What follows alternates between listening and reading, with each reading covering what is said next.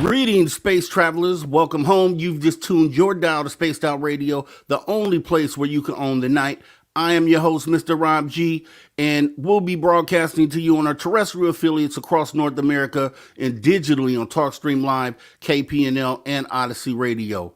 Remember, you can access our archives for free at youtube.com/spaced out radio. And while you're there, please consider hitting that subscribe button if you don't mind. And don't forget to follow us on Twitter and Instagram at Spaced Out Radio and at Spaced Out Radio Show. Our website is spacedoutradio.com, where the options are endless. You can stay up to date with the SOR Newswire, get some official Spaced Out swag, plus rock out to some Bumblefoot, and so much more. Yes, it is Saturday. We are back online here at the After Hours. We're going to have an awesome show for you tonight. We have all the way from Queensland, Australia, Mary Rodwell, the accomplished researcher, author, and we're going to be getting into some deep stuff. She's really into the awakening, and you know that's what I'm about, and kind of progressing humanity and trying to get us to move forward. So we will be taking another step tonight to go ahead and enlighten the people out there and try to get everybody, move this needle and get everybody on that same page.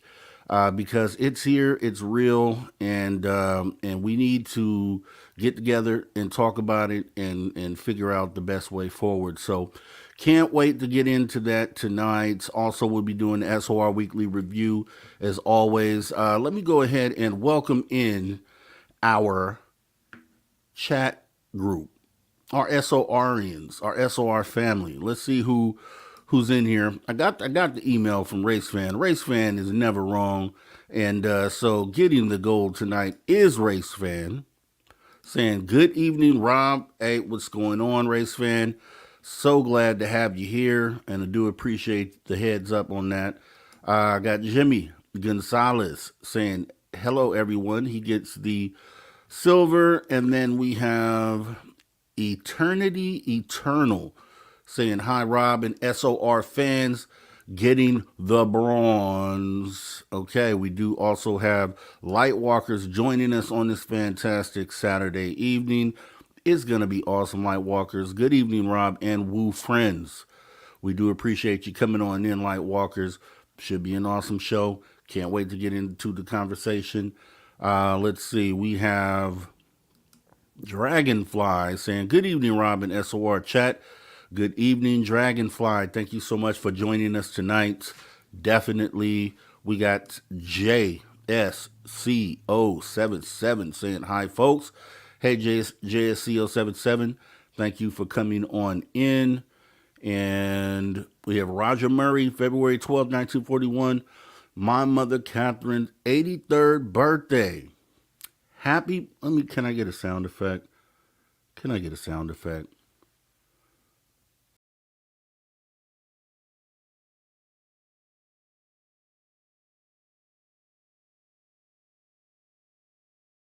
Yes. Happy birthday. Happy early birthday, Mother Catherine. Young 83. And we do appreciate you. Thank you for the information, Roger Murray. And thank you for coming on in. We do appreciate you. Let's see. We have Kurt M. Kurt M saying hi all. Hello, Kurt M. Thank you for coming on in. We appreciate you showing up tonight. We have T-Bone in the building. T-Bone with the prayer hands and MRG, Mr. Rob G. Hey, with the wavy hand, SOR After Hours Friends. Definitely. Thanks for coming in, T-Bone. We do appreciate you coming in tonight. We have Van Gold. Van Gold, good evening, SOR fam. Appreciate you coming on in, Van Gold. Thank you for showing up. We do appreciate you. We have Road Flare saying hi, guys. Hi, Road Flare. Thank you for coming on in.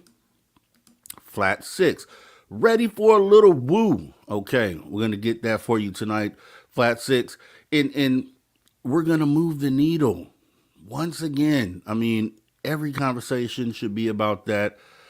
Should be one more step towards, figuring this thing out. Not just talking, but really trying to get down to the bottom of this, figure it out as a group and get to where we're going.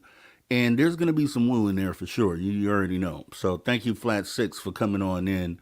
Do appreciate you. Let's see. We have Stargazer. Stargazer, thanks for coming on in with a train of emojis here. The choo-choo train. So we're conducting the SOR Woo train. Computer screens. Oh, Crystal Globe. Alien head and the spaceship emoji. Thank you for coming on in. Lars Jansen. Good morning, all. Horns. Good evening, or good morning, Lars Jansen. Thank you for coming in. Let's see. We do have a Paranormal Pixie Laura sighting saying hi, everyone. Hi, Paranormal Pixie Laura. Thank you for coming on in. Appreciate you. We have Ginger Turtle 43. Happy Saturday. I hope everyone is doing well. Happy Saturday right back at you, Ginger Turtle 43. We hope you're doing well also. So, yeah, we're definitely going to get into some good stuff tonight. Should be an awesome show. Should be another awesome show, I should say. Let's see. Who else do we have out here? Looking out in the crowd. Okay, we do have Ange. Hey, ya SOR family. Hey, Ange. Thank you for coming on in. Thank you for showing up. We have Mary R. saying, hey, Gold. Thank you for coming on in, Mary R. We do appreciate you. Let's see. We're going to go down the list here. Wildberry Candy Co. Good evening, everyone. Good evening, Wildberry Candy Co. Thanks for joining us on this Saturday night at the after hours. It is going to go down tonight. Let's see. Okay, I do see Brown Dwarf. Good evening. Listening on the road, BRB. All right, drive safe. Brown Dwarf, we're going to get into that talk. So it'd be definitely a good listening experience for sure. We have Lakeside Laura saying, love Mary Rodwell. That is awesome, Lakeside Laura. And I'm sure by the end of this conversation, everyone else is going to share that sentiment. And because, we'll get into it. Let's see. Who else do we have? Okay. Aloha Dave 13. Buenas noches a todos de Mexico. Good evening, everyone from Mexico. Thank you for coming on in. Aloha Dave. We do appreciate you. Okay. Going down the list. We have Leanna Anderson. Greetings, Earthlings. All right. Okay. We are all one. And I like that. I like that idea, Leanna Anderson. Thank you for coming on in. True statement. True statement. Can't say anything else. Thank you. Okay. We have Echo Whispers. Hi, everyone. Tress. Is Tress in the building? I didn't see Tress, but hey, Echo Whispers, thank you for coming on in. And let's see. We have Super Knower. Hello, friends. Hello, Super Knower. Thank you for showing up tonight and joining this conversation. Okay, let me bring Lakeside Laura back up here. Lakeside Laura saying, good evening, newbie here. All right, great. So, like to always stop for our new viewers and kind of welcome you to Spaced Out Radio. This is after hours. We do this Saturday and Sundays, beginning at 8 p.m. East or Pacific time rather, and we run until 11 p.m. Pacific time. So Saturday and Sunday, and then you have Mr. Dave Scott, the conductor of the Woo Train during the week, Monday through Friday, beginning at 9 p.m. Pacific time, running until midnight Pacific. 7 days a week, we definitely have something going on here, Lakeside Laura. So we do appreciate you coming on in. And yeah, bring a friend and, come join the conversation. It's always awesome here. And we want to welcome you and thank you for coming in. Let's see, who else do we have? We have Doug Coyle saying, let's go. Okay, Doug Coyle, we will go. We will definitely go tonight. We're going to make it happen just for you. So thank you for coming on in. We appreciate you. Let's see. Okay. Looking in here, what do we have? Okay, we're getting down the list. We are getting down the list. Okay. Oh, Susan Alloway. Susan Alloway saying hello, everyone. Hello, Susan Alloway. Thank you for coming on in. We do appreciate you showing up and joining us tonight. Doug Shelby. Saturday night is so freaking sweet. Hey, y'all. How's everybody's weekend going? All right, Doug Shelby. Thanks for coming on in. My weekend so far, so good. We got the Super Bowl tomorrow. And so I'll actually say this. We have an awesome show set up tomorrow, right? So it won't be live, right? I put something together, but it's going to be a little something different. So it won't be an SOR archive. It will be actually a look into what it is that I do over on my channel at The Social Dig, because we have some really deep conversations that happen over there. And I kind of formulated something a little special for tomorrow. So it will still be open live chat during the show. So definitely make sure that you guys show up and mingle with each other.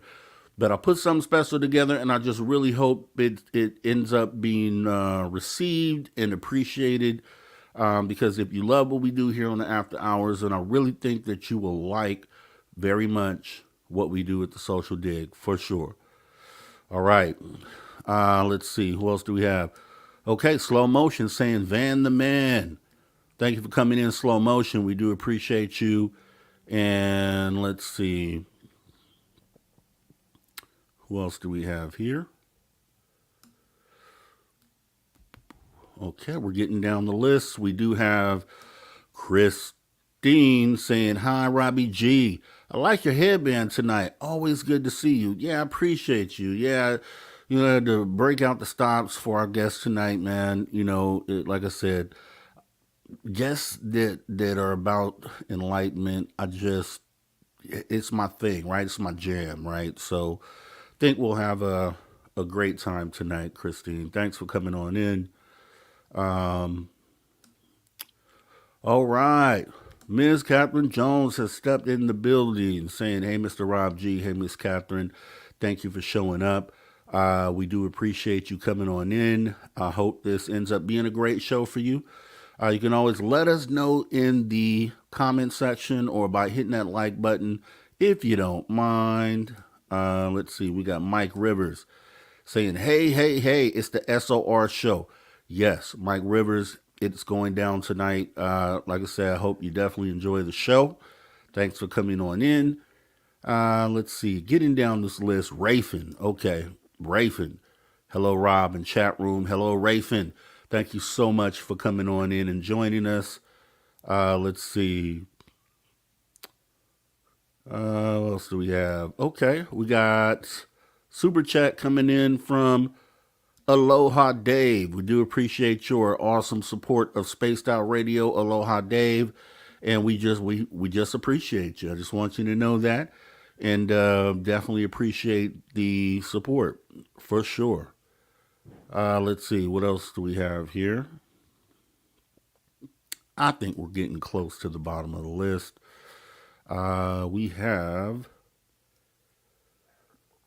Okay, I'm looking, and I think we are getting to the end here.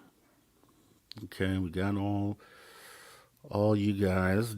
Okay, here we go. We got the Ferret stepping in, saying hi, SOR chat friends. Hello, the Ferret. Thank you for joining us tonight.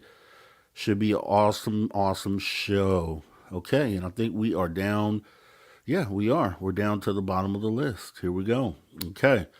So, welcome to Saturday night after hours. It's going to be an awesome weekend here. Definitely, hope that you guys have a great time tonight. And I hope you enjoy the show tomorrow that we have set up. It should be pretty awesome. Definitely different. Some of you have come over to the Social Dig. So some of you already know, how, the type of conversations that we have. And we're going to bring that to some of you who have not had the chance to kind of delve into that. And the topic is great. It's aliens and UFOs. Why are they here? Why are they here, right? So we get into some deep conversation and try to sort that out. And I think you guys will enjoy it, or at least I hope you do. Okay, so with that being said, we will go ahead and jump in to the SOR time machine like we do every Saturday. Go back in time and check out the week that was Spaced Out Radio.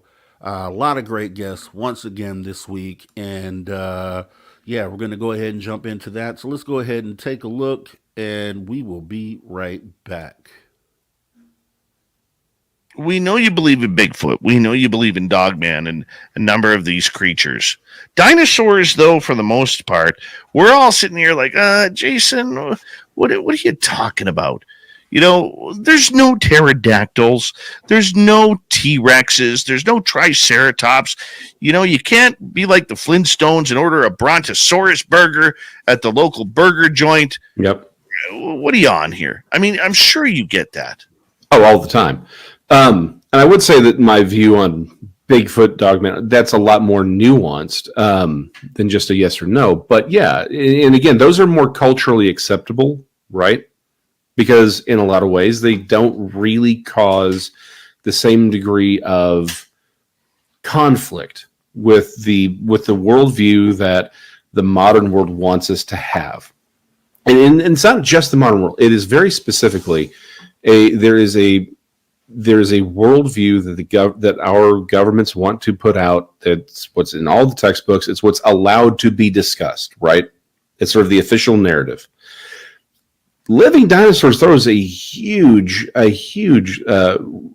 monkey wrench into that worldview. And you're right. The number one reason, though, that we say, oh, that can't be, is because they supposedly died out 65 million years ago. Well, if they're hanging out largely unchanged, maybe that 65 million years ain't as 65 million years as we think. We may be dealing with a shorter timetable. And that throws a lot of things into question that we were told, no, this is how reality is. This is what the world is. This is your place in it. It throws all of that out the window. And so what we do is we take all these accounts throughout history of people running across creatures that they called dragons and said, oh, well, that's all mythology. Okay, well, so was the panda. The panda was was mythology. The gorilla was mythology, according to the scientists of the day, right? People have seen these creatures for centuries, and they have informed our very recently. We said, no, not anymore. No more of this. This is forbidden. No more contact with this stuff. And when someone sees it, you get called crazy. With everything that's going on, what do you think the U.S. government is trying to cover up when it comes to extraterrestrials, UFOs, or what's being hidden out of places like Area 51? Well, I think what they're trying to cover up now is their culpability, is their past history with this, and to the degree that the lies about it over the years are going to be legal issues, and so I think now they're covering their whats. There you go, Dave. I'm trying to keep it clean for you, really. Okay, so they're covering their whats, and I think that's what they're doing now. Originally, whatever the decision process was, maybe in the 40s, to that this was a matter of national security, or use that at least as a justification that they can't release it to the public till they know more about it. But now it's become its own industry. We've heard the term break phase civilization, and that it's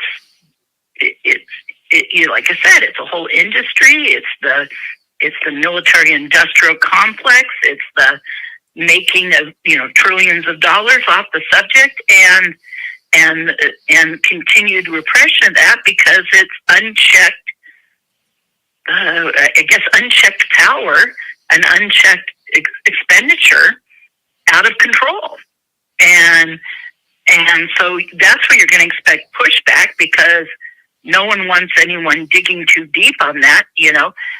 No one wants to get rid of the goose that laid the golden egg. Now, right before the break, you had a little smirk on your face. I want to know what that smirk was about. Well, you have to remind me what the question was. Well, we were talking about the science behind it, the government about it, a little bit about everything, and then all of a sudden you kind of perked up and you're like, Yeah, there was something specific that you said that I just don't recall exactly what it was now. But I think you were talking about the military component of it, but I honestly just don't remember what it was that you were getting at. But you were right. There was something that you said that was like, yeah, that's. Oh, well, something that we should discuss. Okay. Let's move on. We'll figure out that smirk later when all of a sudden the brain fog kind of kicks in.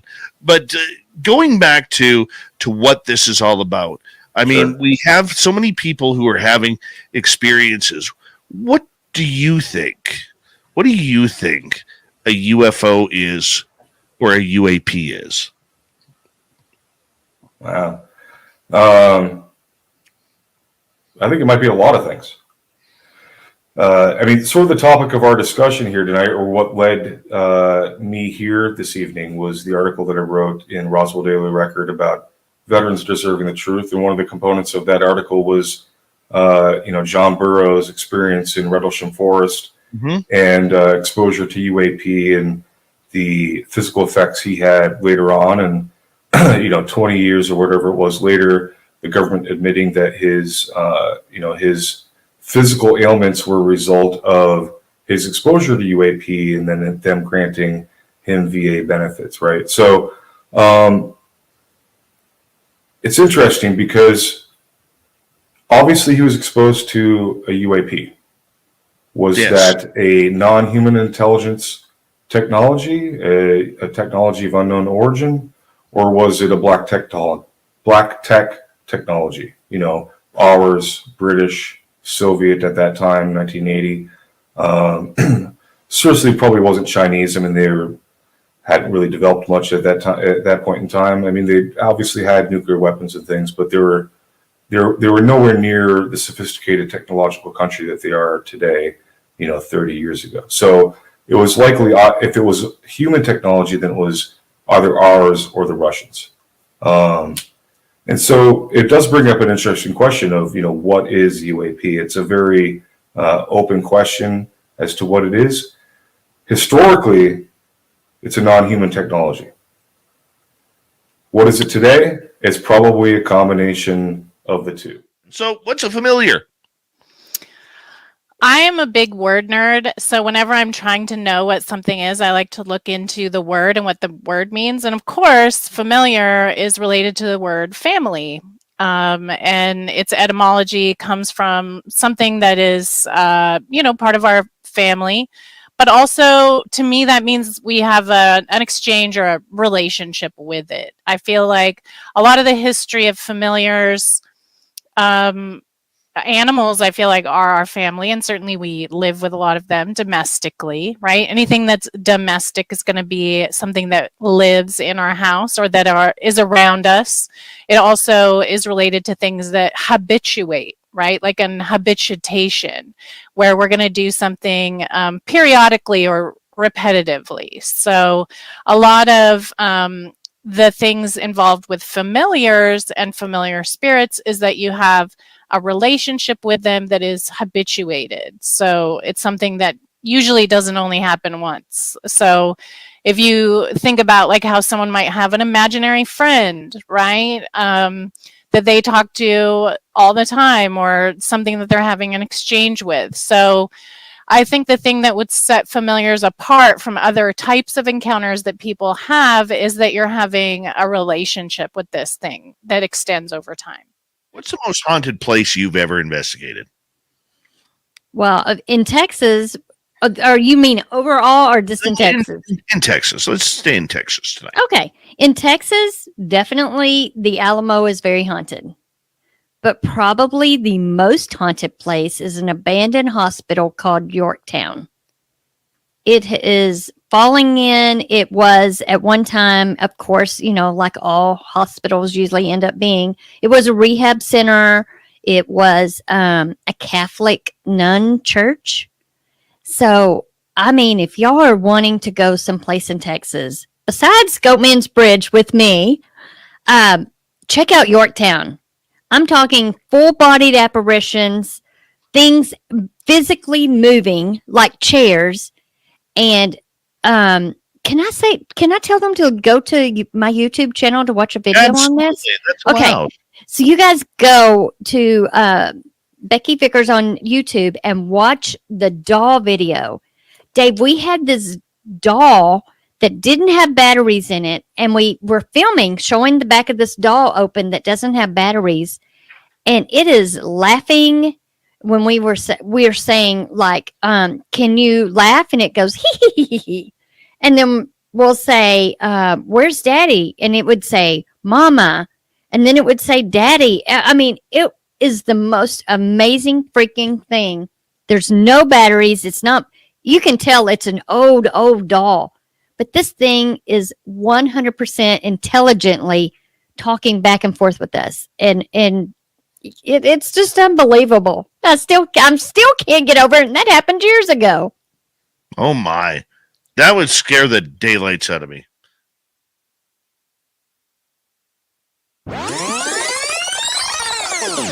All right, everybody. That was the SOR Week in Review. So awesome week once again. A lot of great shows. If you missed any of those, you can catch those in our archive at youtube.com/Spaced Out Radio. Definitely make sure you go ahead and jump back in and check out some of those awesome episodes. And what we're going to do now is we're going to go ahead and get in with our guest tonight. Our guest is the founder of the Australian Close Encounter Resource Network. Okay. She is an author. She is an international speaker. She is a researcher who has researched over 3,500 cases, guys. And the titles of her books, and we'll get into those, but I just want to point out that they both use the word awakening. You know, we talked a lot about that here on this channel, and especially here on this After Hours. So it's going to be great to go ahead and get into speaking with our guest for the evening, none other than all the way from Queensland, Australia. We have Mary Rodwell. Hi, how are you, Mary? I'm good, Rob. Lovely to meet you. Yes, I'm so glad to meet you for sure. I've looked into you and I already know we're going to resonate because I love what you speak about. We're going to go ahead and get deep tonight. And what I want to do first is that I really want to like appreciate and applaud you for being proactive and kind of getting out there and really trying to do something to move the needle, and spread awareness on what it is that we're going through. Very important for someone to actually be proactive with it. So I'm appreciating that. And also, I just want to say this is for skeptics and non skeptics, right? There's a path to enlightenment period that we all have to walk. So it's great to have both sides of the conversation, both perspectives, and regardless of how that conversation ends, there is a path that we both have to walk together. And this conversation tonight should be another step towards getting to that point. So I just wanted to get that out there. And with that being said, Mary, just so glad to have you here. And you were actually there's a viewer by the name of Maggie M10. I don't know if she's here tonight, but she was so ecstatic to know that you were coming on the show. So I'm hoping that she actually tuned in for it. But I know she'll catch it on the replay if anything. The way I wanted to start this out is just like with any guest that I speak to for the first time. I would like to get to know you as Mary and kind of how you came up, what led you to doing the things that you're doing today, maybe even some early on experiences or kind of what got you into this. Well, I'll give you a précis of it, Rob. I mean, my background was nursing. I was a registered nurse and also a registered midwife when I was still in the UK. But I got drawn into counselling through a medical practice once I had my children. I came to Australia, and when I came to Australia, I got into grief and bereavement, hospice. And what I would say is I feel like there's been a soul program, if you like, for Mary to look at to lead me to the point where I've got to now. One of the things, even as a child, though, and I'm sure, and I suspect it's the same with you, Rob, you questioned. You wanted to know things. You wanted to know the truth of things. And you're probably like me, very interested. If it was weird and wonderful, you were interested in it. Anything that was out of the box. And I suspect you're the same. And so even though I've been brought up in a religion that didn't allow for some of that, I wanted to know, why reincarnation wasn't accepted in this particular religion, for example, but people were talking about past lives. And it was very credible to me that, that because they could often substantiate, these past lives and what have you, and show validity to them. So I've always been on a journey of, if you like, seeking information, seeking the truth, and realizing how much we're not told the truth, or we're given edited versions of the truth. And the more that you go into your awakening, you find more and more about what you've been taught is absolute rubbish, and that there's a whole new reality with that. So if you like, having my profession, having kids, going into grief and bereavement, and the interesting thing with working with people who are dying is they want to know the truth too. They want to know what's going to happen when they die. So I started to look at everything to do with near-death experiences, out-of-body experiences, reincarnation, all those kind of things intrigued me. And they intrigued me enough for me to learn hypnosis. And I had a couple of experiences where I went back to past lives, and trying to be very objective, I was amazed at things that I came up with that I didn't know anything about in my past lives, and finding them validated. So I got very intrigued with that. Doing hypnosis, I also learned how to open up multidimensionally. And you know what I mean by that.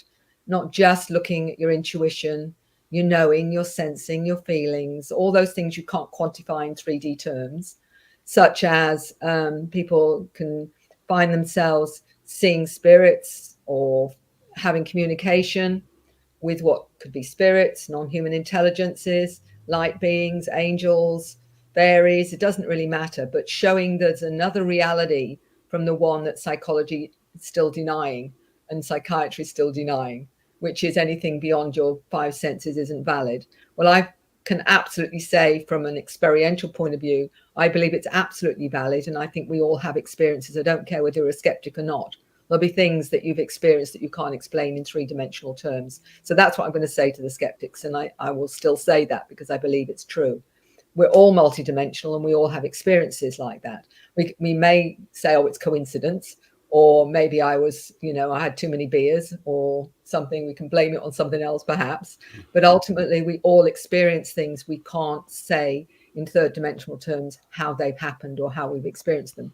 Seeing, future events, precognition, all that stuff. So to give you a long, basically I was opening up myself, call it awakening, call it whatever name you want, to realizing that not only myself, but I believe everyone has this ability. Every single person has. They may not realize it, or maybe not want to realize it, or never want to explore it because they're too scared, or they think something terrible is going to happen if they do. But ultimately, we all have the propensity and the ability to open up and sense things, feel things, know things. And, some will very much sense presences, have information in their head they haven't consciously learned, all this kind of thing. So where did that take me to where I am now? That's when I was still exploring much of this. And I read two books. One was by Dr. John Mack, the Harvard professor of psychiatry at Harvard University, who wrote the book Abduction, Human Encounters with Aliens. So here's a professor who in fact ended up writing two books on, he believed people who had extraterrestrial encounters, it was real. He had no doubts in the end. It was not a psychosis, and he did all the psychological testing. You had Communion with Whitley Strieber was another book that I read, fascinated by it. The only thing for me was I thought it was very rare. And I never thought in a million years I'd come across someone who said, well, I have those experiences. And that actually happened. Within a few weeks of me reading those books, how's that for synchronicity? Somebody came to me, said, I've heard you're open-minded. For this, there's no support groups. For this, they just think you're loony. And continued to say, I have shaved areas on my legs. I go up on spacecraft. My partner has experiences. The children have experiences. The relatives won't come to the house because they think it's demons. And so very isolated. And can you help? Well, as it turned out, I didn't know initially how I could help other than listen to this story. And from that, lots of other things came up. What was fascinating to me, within a fortnight of that, another person came through the door with similar experiences. So all of a sudden it's, is this really rare? Or is this in fact more commonplace? And as you stated, 3,500 plus families, children globally, all cultures, all belief systems. They may not even believe in aliens, but see them. This is not about belief. That's the thing, Rob. It's not about a belief. As long they say, oh, well, you're a believer. No, you're only a believer when you actually have the experience and see for yourself that it's true. And for many people, they weren't believers until they actually saw this blue being by the window, or being taken up on a spacecraft, or their children talk about going to the space school at night and what they learn there. That's how you become a believer with many people. Although there are others that right from the word go were very psychic as a child, saw beings in their, and saw their best, this little person, this invisible friend, which was blue, that came to them at night and always with them. These are the experiences that they either get dismissed or they start to accept them, and they are quite comfortable with the fact that they've been having interactions with beings all their lives. Yeah, that is awesome. And I really love your practical, logical approach to speaking about this, because another thing is that the three-dimensional reality, I think, is really a perfect way to explain, to really, dummy it down really for the masses to understand what it is that we're trying to say. Because I think a lot of times when people speak on this, it comes across the type of words and phrases that are used can come across with sort of like religious undertones and like so it almost, for someone on the outside that you're trying to get to understand this, they feel like more standoffish because they feel like, okay, are you trying to bring me into some sort of religious belief system? And I'm so glad that you said it that way, because I know that you are a person that is open minded and questions the things that you learn and that you come across, which I think is very valuable and something that a way that everyone should approach as we go through this. Be open minded, question what it is that you are seeing and what you are experiencing, and I think that's the perfect approach. Getting into the awakening part. So you've authored a couple books here, which is Awakening: How Extraterrestrial Contact Can Transform Your Life, from 2002, and then you also have The New Human: Awakening to Our Cosmic Heritage. Like you stated before, you believe, and I do too, that everyone has the ability to be unlocked. Some are born unlocked automatically. Some become unlocked at some point during their life with traumatic. It may be a traumatic experience that does it, or just get subject to like ayahuasca or something like that that unlocks. So everything you're saying, I resonate with, and I was wondering if you could go into kind of what motivated writing these titles, and kind of talk to us about the whole awakening process, and maybe give us some jewels on how we can start that process, if for people that haven't. I feel like I'm unlocked at this point, but for people that may still be kind of searching through this. Well, it's a good question, Rob. And the reason I wrote Awakening to begin with was because so many people that were having these experiences, not always fully understanding what they were experiencing, for example, because if they're very religious, they may think that they're seeing angels, where someone else would say, well, I'm seeing light beings. So they would interpret them through their belief system. If it was religious, then they would see them like that. But what I discovered was, as I realized that more and more people across the planet were having these experiences, they didn't always have somewhere to go, someone to listen who wasn't going to think that they were crazy, because you go to the standard psychology or psychiatry, then you're going to not know whether or not that particular clinical psychologist is open to this kind of thing or not. Psychiatrist, even more so, you're more likely to be medicated and stuck in and being told you're schizophrenic or something to do with that. So there was, where do I go where I can be safe and talk about this and someone's not going to laugh at me or think I'm crazy? So I wrote Awakening as a process. How do you know this is real? What do you do about the fear? What if it's happening to my kids? I get this information in my head. What do I do about it? So it was a kind of resource book, a self-help resource book for people who think they're having encounters. And it was meant to be very practical and giving illustrations, for example, because one of the stories in there was a 19-year-old girl in Western Australia who rang me up and said, I think I'm having experiences with these beings and I don't think I'm crazy. Proceeded to tell me at 14, she told the doctor that she was seeing aliens, and he immediately medicated her heavily and called her schizophrenic. And she had been on this medication, heavy medication, where she'd nearly taken her life 2 or 3 times. And it was a talk show, American talk show, that she saw where they were talking about their experiences. And suddenly the revelation was, oh my goodness, maybe it was real. Maybe I wasn't imagining it. Maybe, I'm not crazy.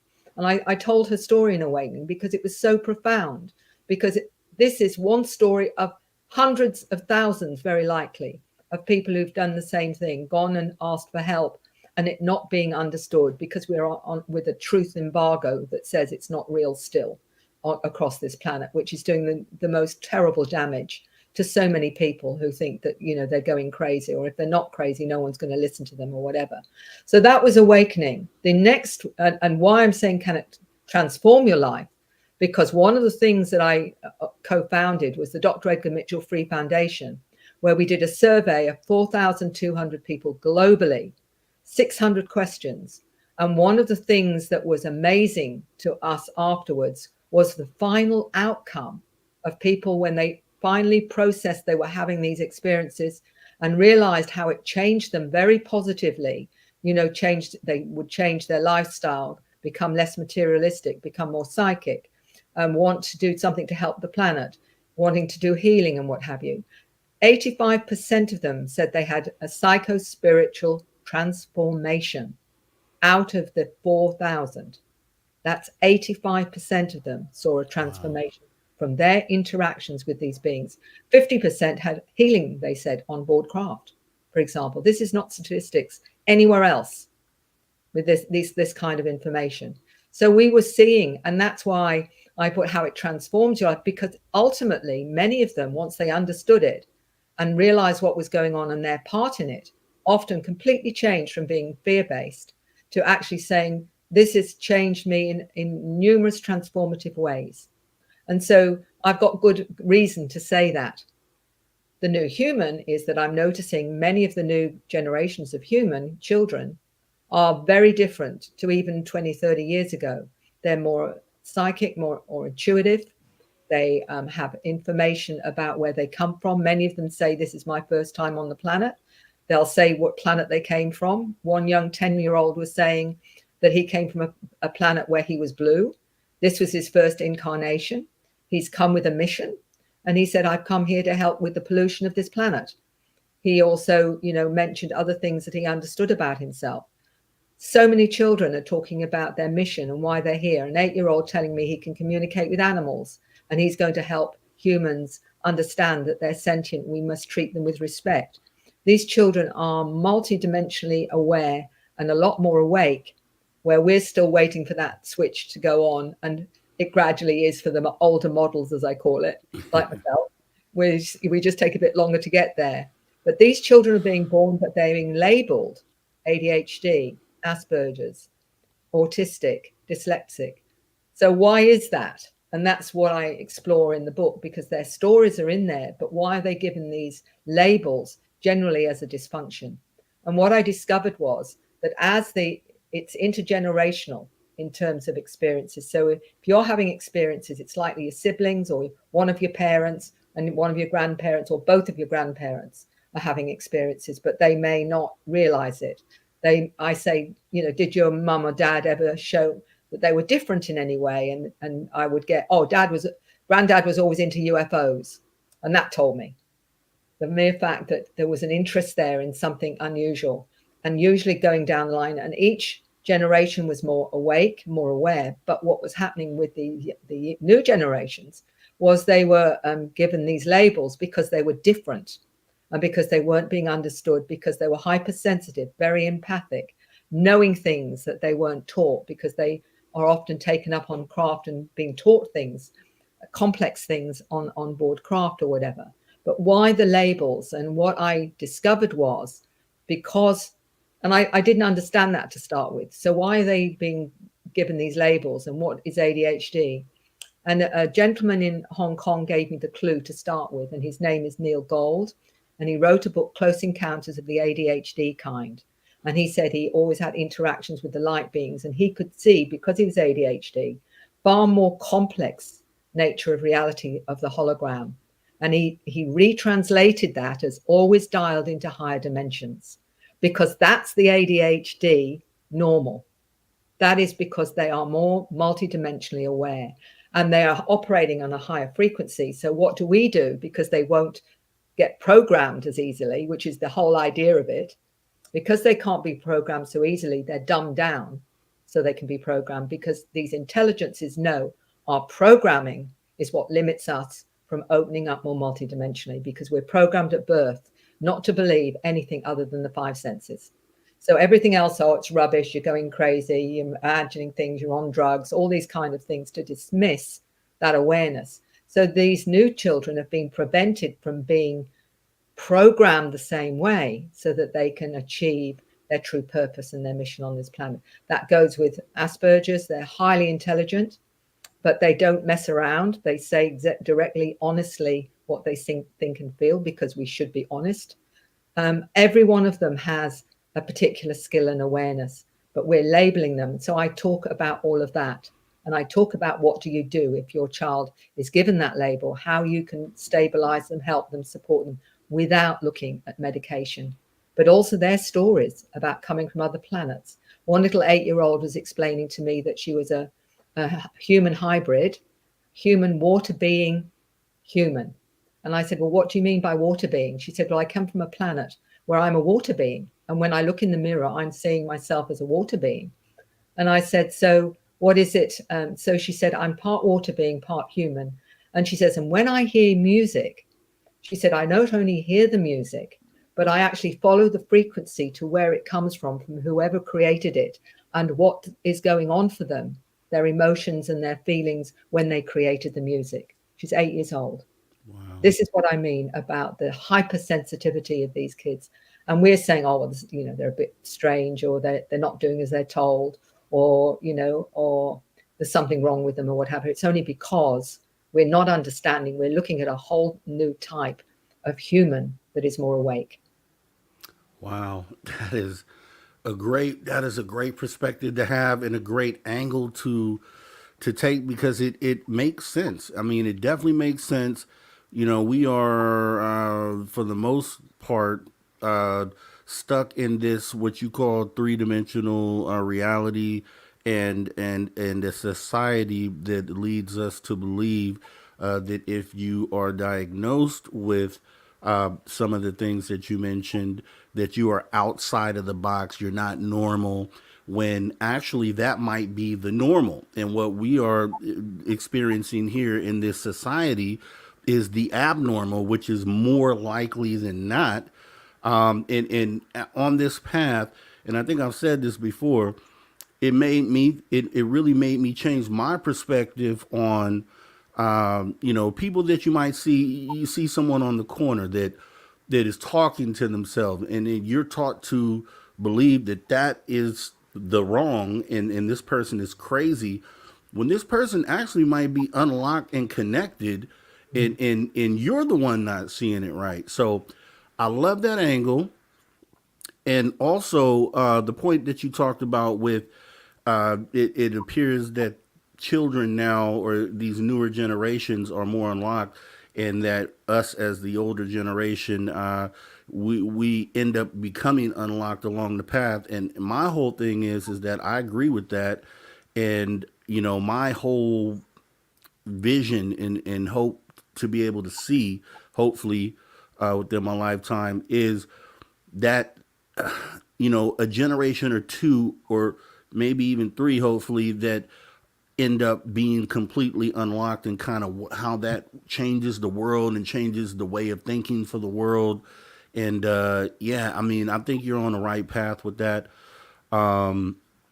With that being said, I have looked into ways that I think often of ways that I can help unlock people, and that's kind of why I do the show and why I have the conversations that I have here.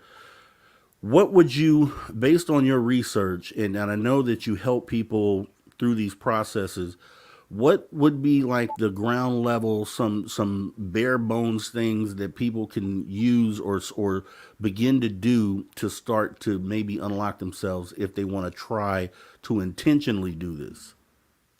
It's a good question, Rob. And I think in a way, intuitively, we know anyway. Many say meditation is a good way to start. And you don't have to be someone who's thinking of nothing. You can go on a visualization that will open you up and what have you. And actually putting out to what I call the other realms, because I believe we have support, whether you call them spirit guides or whether you call them angels, it doesn't really matter. That we get support and saying, I want to now understand more. I want to grow. I want to be more of who I am. So that's another way. Some people start to do healing and energy work as a way of waking up.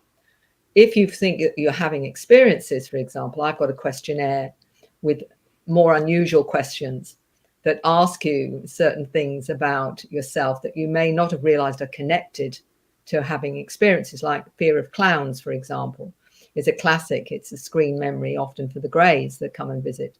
And if you've got a fear of clowns, often that's the reason for that. Or fear of spiders or Santa Claus is another one, or skeletons. Sometimes they can be a reason why you're fearful of perhaps those particular images. But there are other things, where you felt like you've never belonged, like you've been adopted. You feel very different to your siblings, feel like you've got a mission or a purpose, for example, get drawn into holistic ways and healing and this kind of thing. Feeling energy, for example, or feeling you can communicate with other sentient beings, like animals or something like this. Feeling or having a knowing, and those means that you're opening up. And the more you honor that, the more things open up for you. It's like one of these things. What we do is, that was just me imagining things. And we dismiss everything to being imagination, when in fact it may not be. It may be another part of us. And some talk about the higher self, as a way of the higher self presenting us with synchronicities all the time, saying, have you got it yet? Seeing the 1111 or the 2222 or the 33 or the 33 and these kind of numbers, they are showing that there's some part of you that's waking up and activating. And if you find that you're going against the flow of the general consensus and questioning things, or wanting to explore things in depth, and find yourself riveted by, some get riveted by astronomy or looking at hidden truths or ancient archaeology or whatever, you find yourself fascinated by certain things. That's the other part of you that's saying, you need to wake up. You need to find about the truth now. It's time you stop living in the dream world of the blue pill, and start to take the red pill. It's about time, or this kind of thing. All these things are ways, and we all have as souls different ways to wake up. Some people, they may join a healing group, and it does it for them and it activates something. Or for someone else, it's seeing a light in the sky that does strange things. And they're saying, I keep seeing these lights every time I go outside, and they keep doing these patterns and what have you. I said, and they may also be communicating with you, by the way. Did you feel different after you had seen those lights? And they say, yeah, I find myself really interested in astronomy and really wanting to look into it. And I've also found that I'm a lot more sensitive now. I say, well, something seems to have happened, doesn't it? Because sometimes when you see a craft, it doesn't necessarily mean that's all you're doing. Sometimes they're making sure you see them because there's an interaction going on, even if you're not consciously aware of it. So there's all sorts of ways that when it's time for you to wake up, you find that that's going to be the catalyst for it. Man, that's why I couldn't wait to talk to you, because wake up, awakening, those are really important words in as far as is that is what it's all about. Like, everything else surrounds awakening and waking up, because I think we end up realizing what we are and what our abilities are once we get to that point. And it's I feel good doing my part to try to help that happen. And then you talk about synchronicity, and this is just a sidebar, but I always, literally probably 2-3 times a week, I will look at my iPad or look at my watch, and it is either 11:11, 3:33, Yeah. or 4:44. It is always those. It's never 5 or 2:22. It's never that. It's always 11:11, 3:33, or 4:44. And what I do every time that happens, I screen capture the time. And I have so many screenshots that with that specific time, that is, I'm just showing myself that it's more than a coincidence that those things are happening. And it's like gathering receipts for myself to understand that, yes, there is more to this. And that's why I love having conversations like this. But Mary, what we're going to do real quick, we're going to go ahead and pause for the cause for our break here at the top of the hour. So guys, we will be right back with Mary Rodwell, getting into some more deep stuff, ACERN and other things that she's involved in. So I would love if you guys can get your questions together, because we will ask those questions on the second half of the next hour. Please put them in caps. I will try to tag every single message and then we'll get into those. But other than that, we'll be right back with hour 2 of After Hours. See you in just a minute.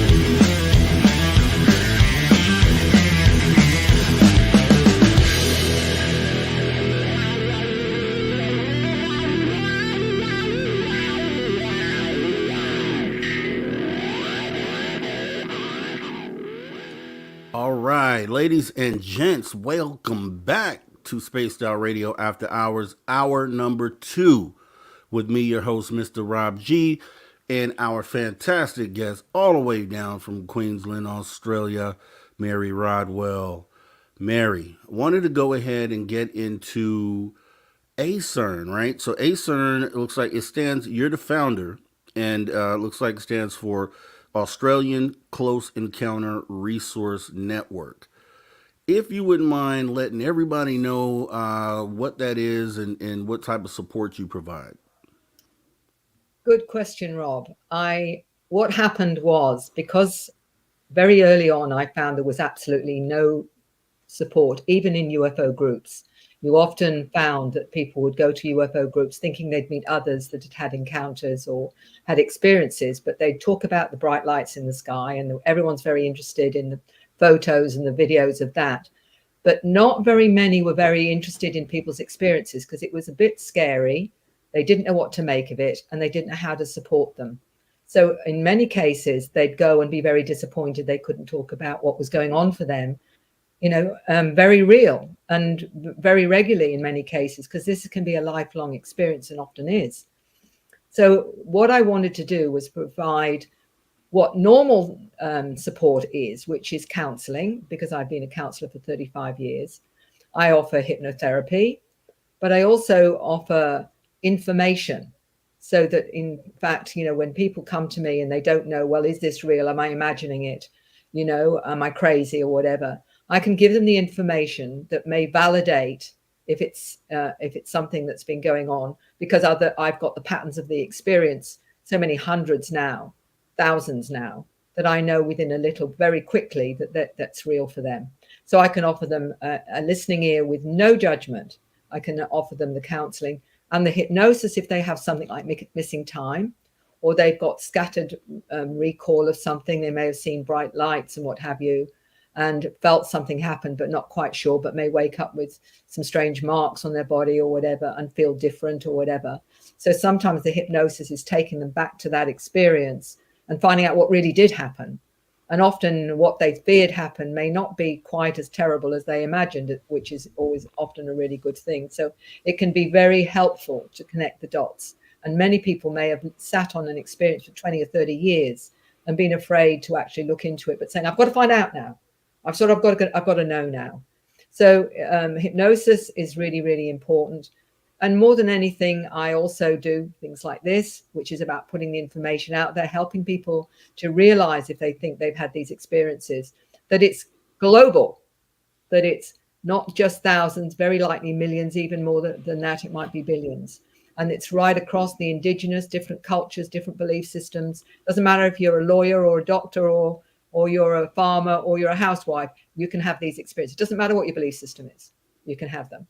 So part of it's doing what you're doing, only I'm helped by someone like you, Rob, because you actually helped me put this information out there so people can start connecting the dots. I do lots and lots of interviews and been in documentaries and all this kind of thing. So basically anything I can do to put this information out, to normalize it, because it's part of our reality. It's part of this paradigm, this multidimensional paradigm that we're all in. This, this quantum hologram, as the quantum physicists would like to call it, and I believe we are in a quantum hologram as such. But the bottom line is to take away the stigma too. No, you're not crazy. This is happening across the world, and it's happening to all ages, all groups, all cultures, all beliefs. And you are one of those that's having this kind of experience. Do you want to know more? Do you want to explore it to understand what your part is in this? To help them connect the dots is the most important, because that's the most healing of all. Wow, that sounds like my type of thing. It's just wild, and I always come away shocked. Well, shocked, I guess I could say, and amazed at how aligned we are. I haven't even spoken to you before. We had never met. However, a lot of the same ideals. You're saying a lot of the things, and I find that there are other guests as well that I speak to that have the same mission to awaken humanity, and a lot of the same things are said. So I ask a question like this: in your research, okay, as far as humanity goes as a whole, because we have a small segment that have conscious memories of encounters or experiences. And the question that I had, and I've asked other people before, is do you feel like if a random person who has never really even considered UFOs, if they were to go into take part in the research that you're, or the hypnotherapy and things like that you do you think that we would find out that more people than not have actually had some sort of experience, even though they may not recall it? Absolutely. And I'll give you a really classic one that happened many years ago. And it happened because one of my daughter's friends wanted to do a past life regression. And I said, yeah, sure, because I've done plenty of past life regressions. Now, she just wanted to find out what she could remember of maybe a past life. She went back to a time where she found she was a kind of medicine woman. I'm going somewhere with this, stay with me. So she's seeing herself in, I think it was somewhere like Britain.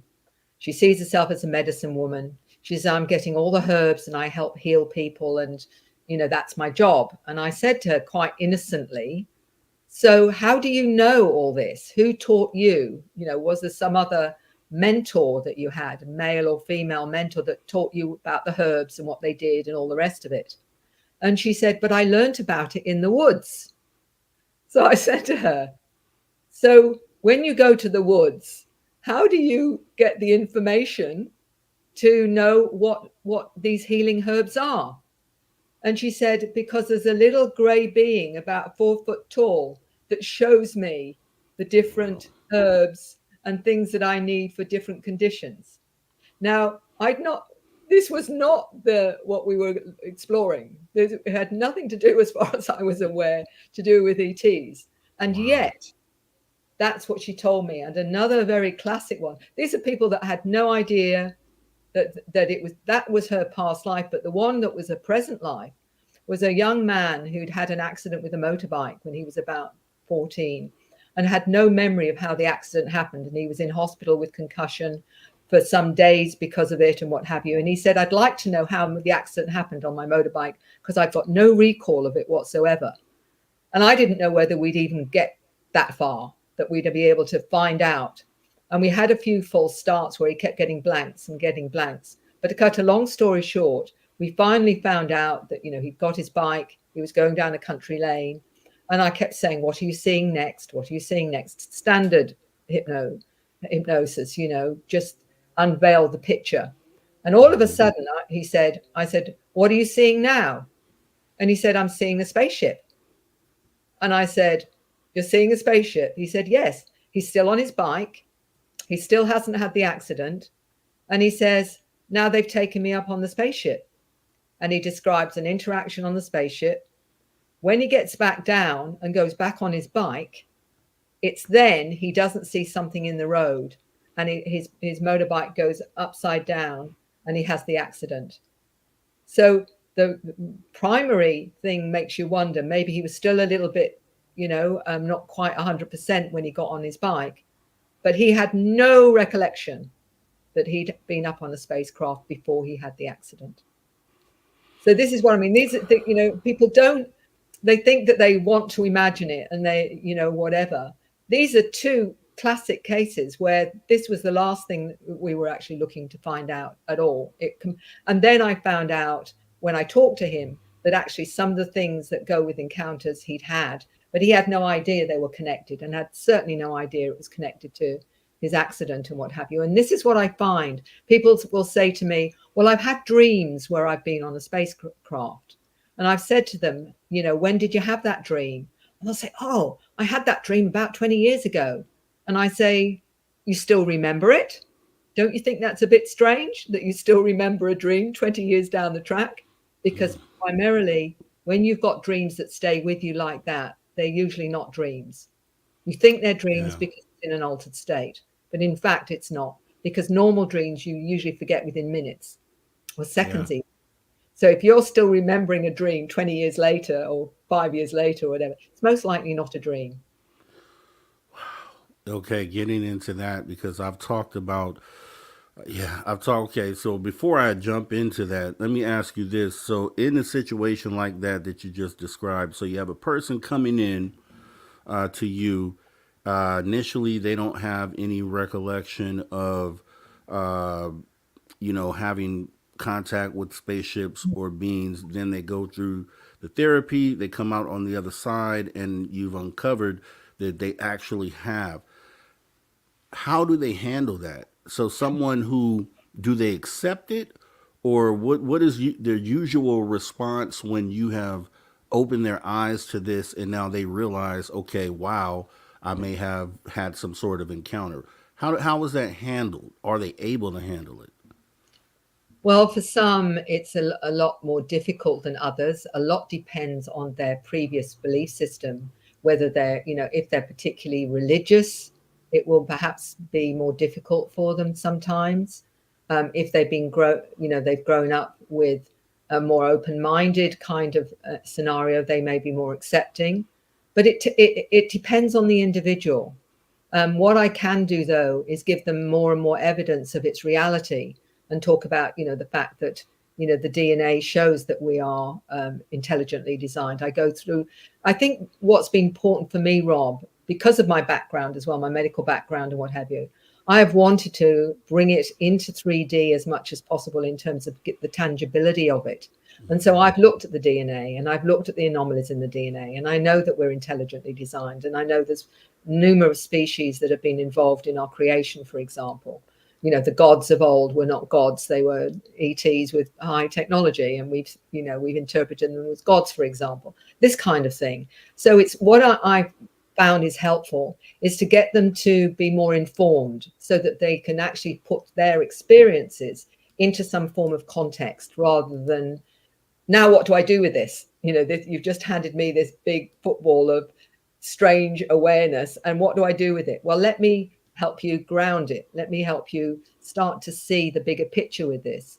So, I've looked at everything from archaeology, anthropology, science, healing, theology, all through, and you've got links to all of that when you start seeing, that we have had this heritage of being visited by these intelligences all through history.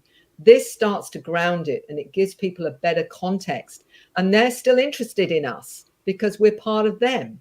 And of course they're going to monitor us, of course they're going to check on us, of course we're going to be important to them. And that's why when somebody says, oh, they're all evil and what have you, and they've got an agenda, they want to take us out, well, they've had plenty of opportunity to take us out right from the very beginning, and they haven't done it yet.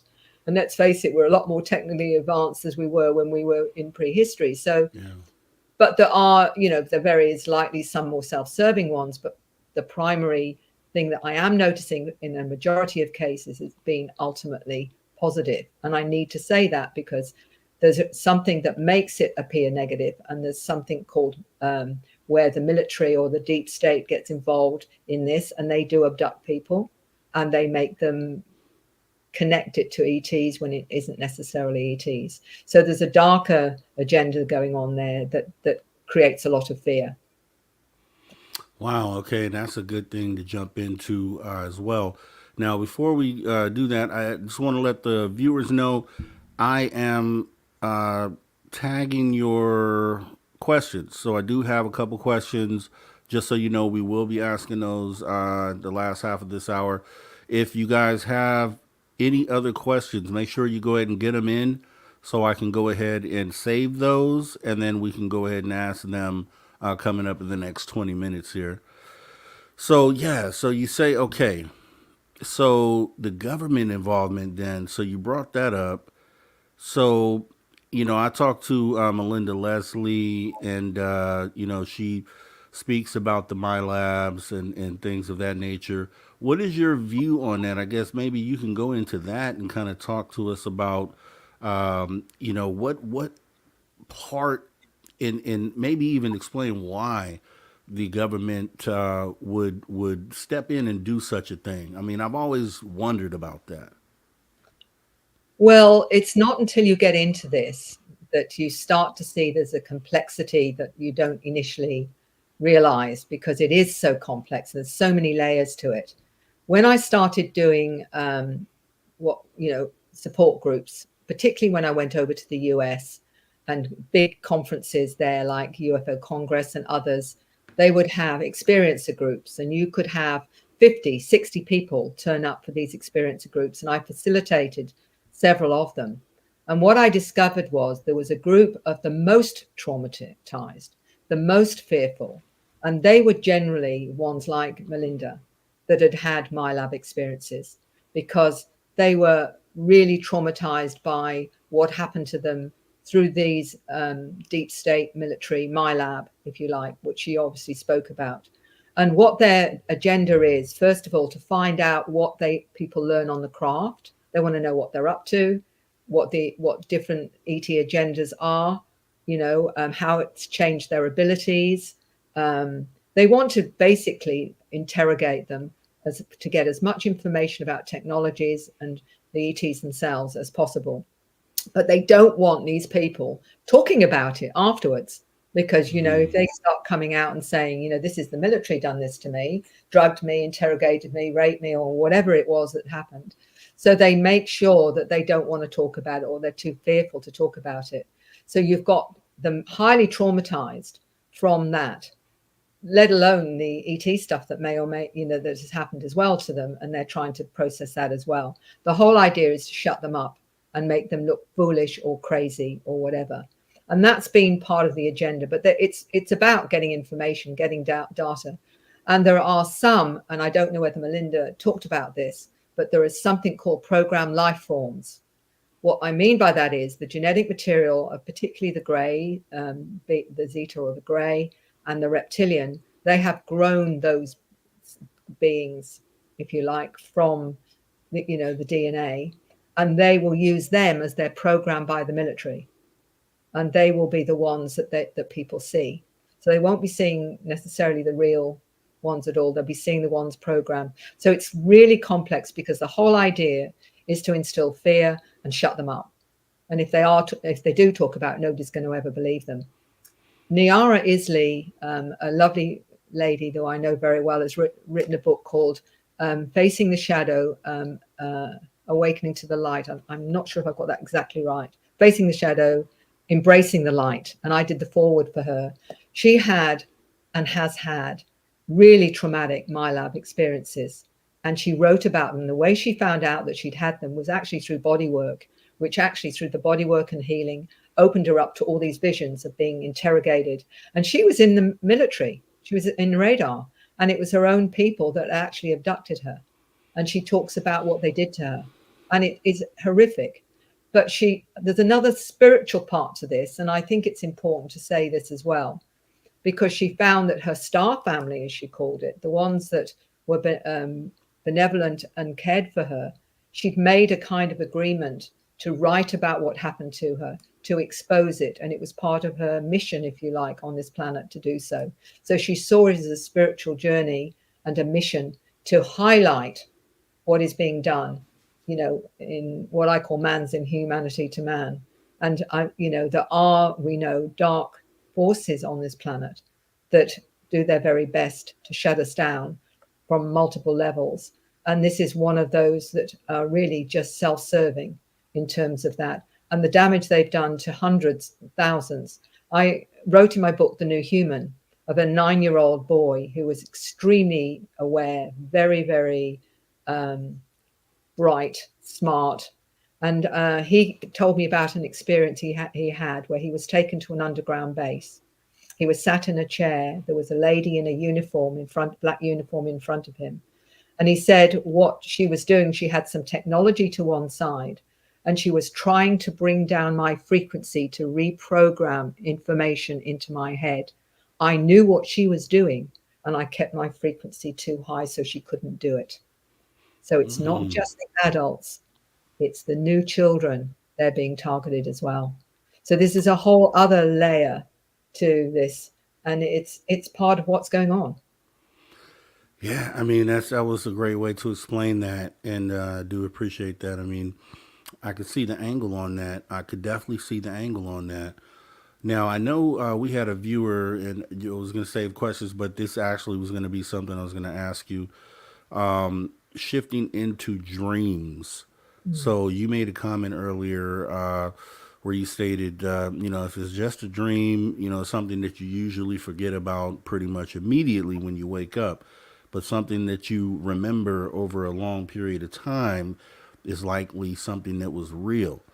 And I have an experience where I go to this certain place. I don't know where it's at, but it is somewhere. And I started having this dream probably 15 years back, 20 years back maybe. And when I'm there, I remember I can see everything in detail. There's a street, there's particular buildings, and then what'll happen is I'll have that dream for a series of about maybe a week, maybe 2 weeks.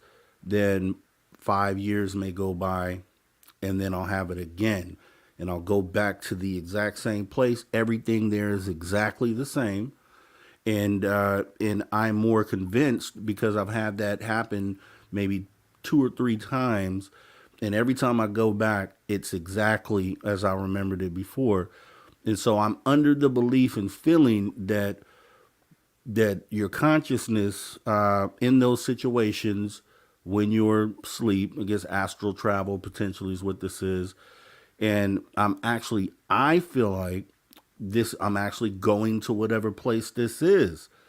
And it just, the reason why I feel that way is because it's exactly the same every single time that I'm there.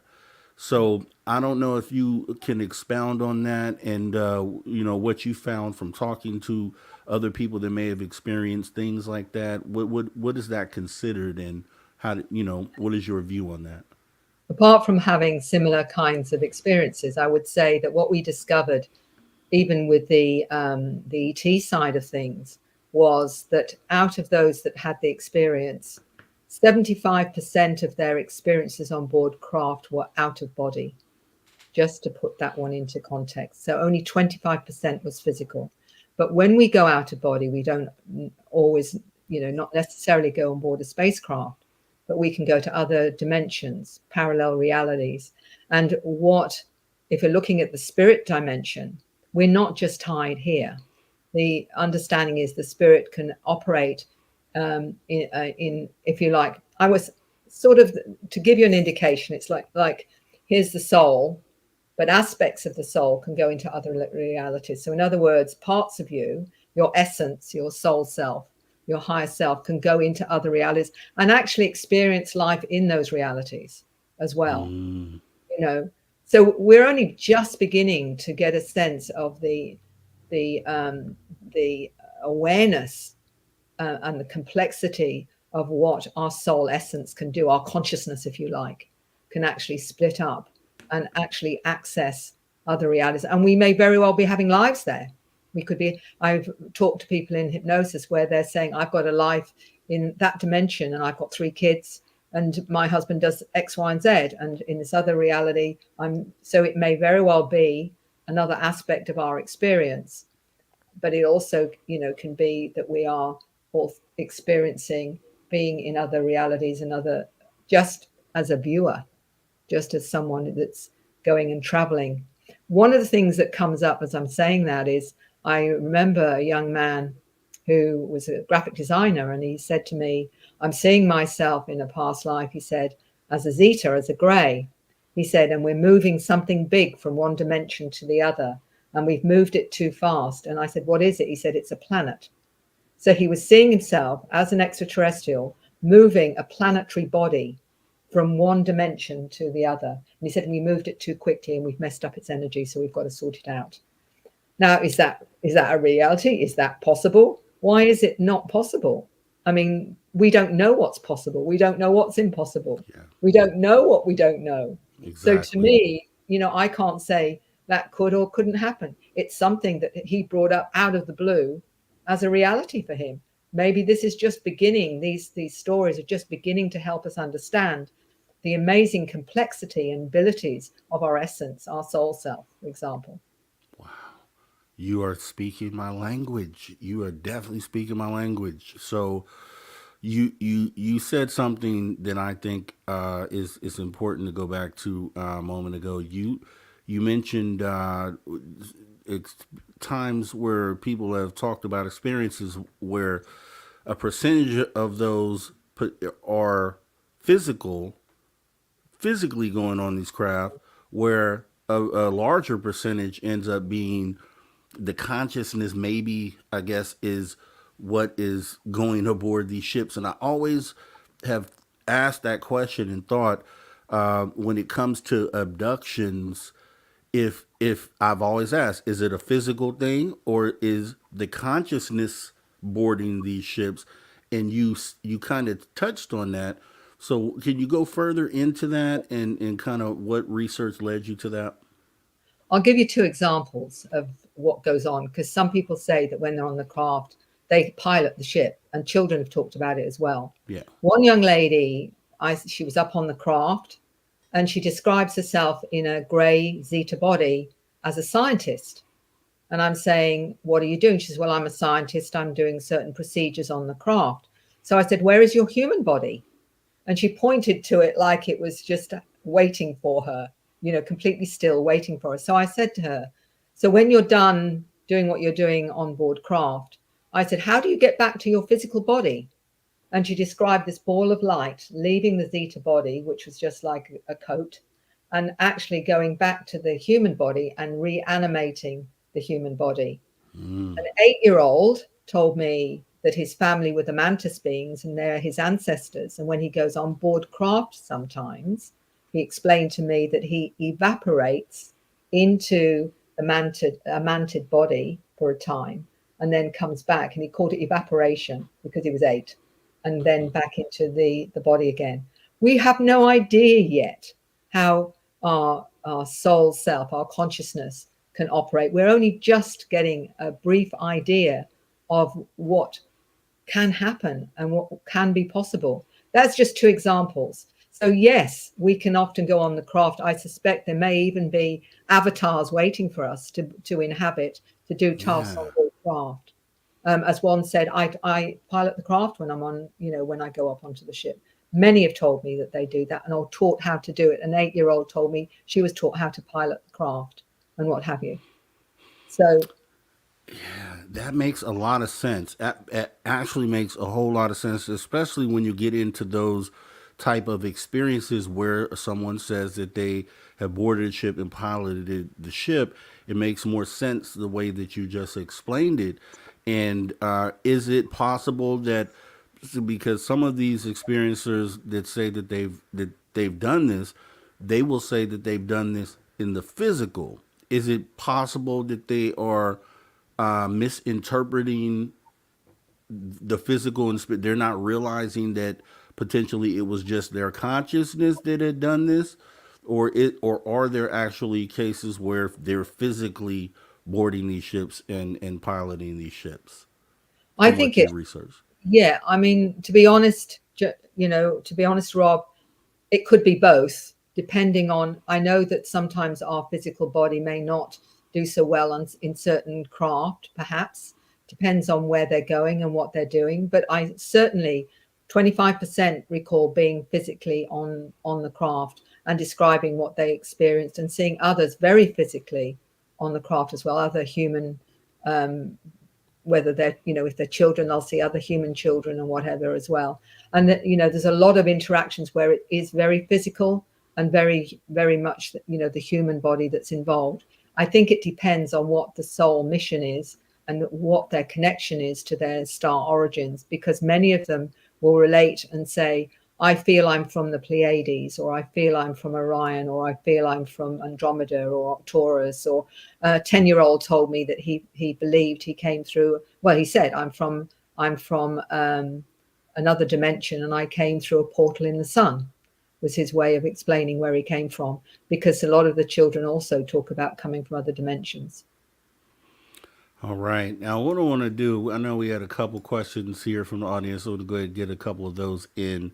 I have Lakeside Laura who wants to ask, what does Mary think about online regression versus Dolores Cannon's belief of in-person regression? Right, that's an interesting one. Well, all I can say is I've done quite a number, and in the hundreds now online, and I don't think it makes the slightest bit of difference. The important thing for me is that you have a good connection with the individual that you're working with, and they trust you enough or have confidence in you enough to go and be regressed. Some people just prefer to be physically with you. They just like just like the idea of actually the physical. So some will actually come to my office. But I've done regressions all over the world, and as long as they can speak English, it's not been a problem. So as far as I'm concerned, you can get just as much data, just as much understanding, as if the difference between perhaps Dolores's methods and mine is mine are generally a lot faster. I don't take so long in terms of my process. But for me, I have absolutely no difference in the efficiency and the success of working that way. It is really about the person trusting you and having confidence in you is the primary thing for that. All right. And then we have Ange, who is asking, and I guess this had to do with the My Labs conversation we were having. She wants to know, why would the military interfere with abductees slash contractees? Well, they have got a number of agendas. There's a book called My Lab by Dr. Helmut Lemmer, who wrote it many, many years ago. And he actually stipulated many of the reasons why. They need to know what goes on what happens on the craft, what these experiences, those on the craft are being taught. What do they understand about their connection to these beings? They want to understand as many agendas and technology, for example, that they've got. They also want to be sure that they don't talk about their experiences because it validates the reality of it as well. So that part of that is to shut them down and make them afraid and make sure that, that they'll be afraid of being considered crazy. The whole secrecy thing has come about simply because there's too many things at stake once this actually comes out, from the technologies that have been hidden from us for 80, 90 years or whatever, however long it is now that they've known this and had the technology. And let's face it, there's a lot to lose from knowing that we've had ways of where we didn't need to pollute the planet, for example, that was free energy, healing technologies that would mean that we didn't need pharmaceuticals anymore, for example. There's a whole range of other technologies that have been hidden. I was told by or a whistleblower that they have technology 30 years in advance of what we're being given. 30 years, maybe even 50 years in advance of what we're being given. So there's a lot at stake when people finally find out what's been hidden from us. And what do you think is going to happen when people find out we didn't need to pollute this planet the way we've done it? We didn't need to go into mortgages and what have you to feed and to heat our homes and to run our cars and all the rest of it. What do you think is going to happen when they know that there's been healing technologies that would mean that you no longer suffered cancer and all these other things like the med beds that are being promoted? What do you think is going to happen? That's why it's still being stamped down on, and they're trying to do a limited disclosure, because when it all comes out, well, I think there's going to be hell to pay. Exactly. Please be frank, because I think that's exactly right. And they're when you suppress the ascension, and then once we realize that as a whole, yeah, it's gonna be pretty bad. It's not gonna be good. I mean, the conversation that's gonna have to be had at that point is gonna be a tough one. That's why I don't put any faith in these governments in bringing this disclosure, because of that very fact and because of probably other things that they know. But I encourage them. I encourage them to say, "Hey, get ahead of this thing. Let's have the conversation now. Yeah, we probably will have to have the tough part of it as well, but at least you're kind of trying to show that you have the best interests of humanity, at heart, and that you really want to assist with the ascension of humanity. Because I feel like that conversation is going to be tough. But then, if we bring disclosure on our own, which it looks like we probably will, then it's going to make it even worse. And even, the trust, where is the trust going to go? I think it's completely out the window. And I'm just like, I don't know what type of, I don't know. I guess that's kind of the part that we're filling out, like what that's going to be like, because it's really a matter of not if, but when the day comes where we have that confirmation, and then now we're on the other side of it, and now we're trying to figure out what we're going to do as humanity, which direction we're going to go. And sad part is that these power structures that have been holding these secrets probably won't get to be part of the conversation, or even won't even be factored in to the plan that we have going forward. So it's weird and crazy the time that we're in, and I understand why the power structure is here, and why certain things are in place.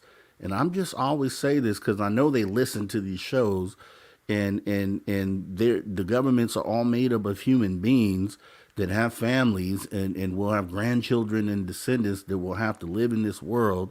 So when I speak, I try to speak to those that have compassion and look at things on a human level and say, hey guys, someone needs to step out and really get this thing uncovered, like immediately. Like, if you care about your descendants down the line, then someone needs to come out and have that conversation, regardless on what the government as a whole thinks about that.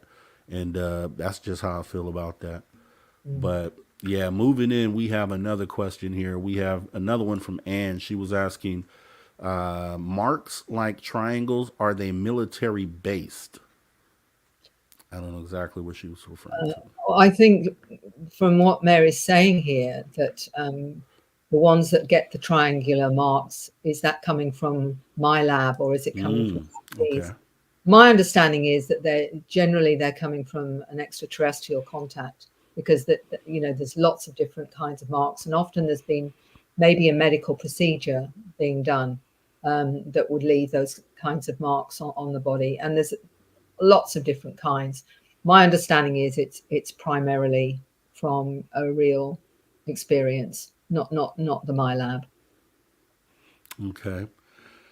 And I think that is all we have for questions right now. So I did want to get into a term that I saw you use before, which is called the activation of humanity. So can you explain exactly what you mean by that, and kind of go into that? Well, I talked earlier, Rob, about the DNA side of things. And Okay.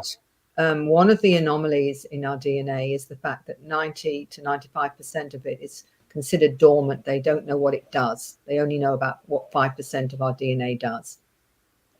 And this is quite interesting, because what is it there for?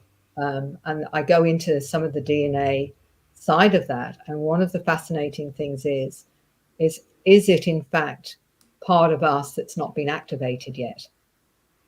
And it's waiting to be activated, because it's going to show us more of our abilities and our awareness. Like people are saying, they're awakening, they're getting more intuitive abilities, they're becoming more precognitive, they're becoming more clairvoyant, they find themselves having healing abilities and sensing things around them and getting downloads of information and what have you. So all of these things, how much of that is part of the activation? And what many of the experiences are saying is that as they have these downloads and what have you, they feel more and more aware, which suggests that the DNA is the crucial part of that. Now, we know that 1 gram of DNA can contain enough information with everything that's on the internet. 1 gram. Right. That's how much information. What is in our DNA that we as yet don't understand? And I go back to a film called Lucy, which some of you may or may not have seen. And if you haven't seen it, The story is about a drug that's implanted in a woman that starts to leak, and it's a new kind of drug which activates her DNA. And as it's slowly being activated, she's becoming more and more and more multidimensional and more expanded until the point she actually just becomes light. And I think in a way that's where we're going in terms of being activated. When you get somebody saying to you, I'm a hybrid, I think I come from a particular star system or whatever, part of that DNA that's related to that star system is being activated and making them aware of their origins, for example. And that's what's going on now. And one of the ways we're being activated is the downloads. Some people get downloads of science, history, it could be biology, it could be healing information, it could be all of these different things. But some people are downloading strange symbols and scripts and strange artwork and pictures of the beings, for example. And all of this is an activation for people who will look at it and see it. It's even though we don't understand it, they're all frequencies. And this is happening right across the board with children doing it. I've got children writing symbols across their arm to adding, suddenly they're getting all these complex scripts, and they're, some of it's like shorthand, some of it looks Chinese, and they're saying, am I going crazy or whatever? And this is part of the reality of the downloads that are being given to us as part of activation. And to give you an example of that was, I was showing some of these scripts and some of these star languages that people are speaking. And afterwards, a lady came up to me, and she was a nurse. And she said, after seeing that now, she said, I found myself, right while you were talking, writing down all these scripts. So it actually triggered something in her. So what a lot of these are a combination of activation codes, and they're also part of information. And some of them, just one particular symbol, for example, I was told can contain enough information to fill a room with encyclopedias, literally that much information. So why are we having those happen now? And I believe it's preparing us. It's like the new software for the upgraded human. Yeah. We're going to need new software to operate as we become more multidimensional. We're going to need new parameters. We're going to need to, how do we manage this so we don't go crazy? So I think that part of it's the software, but some of it also is more knowledge that's activating in our DNA. Because if 1 gram of DNA can contain enough information of all the information on the internet, what else is being held in our dormant DNA that's waiting for activation? Yeah, definitely. Now, let me ask you this: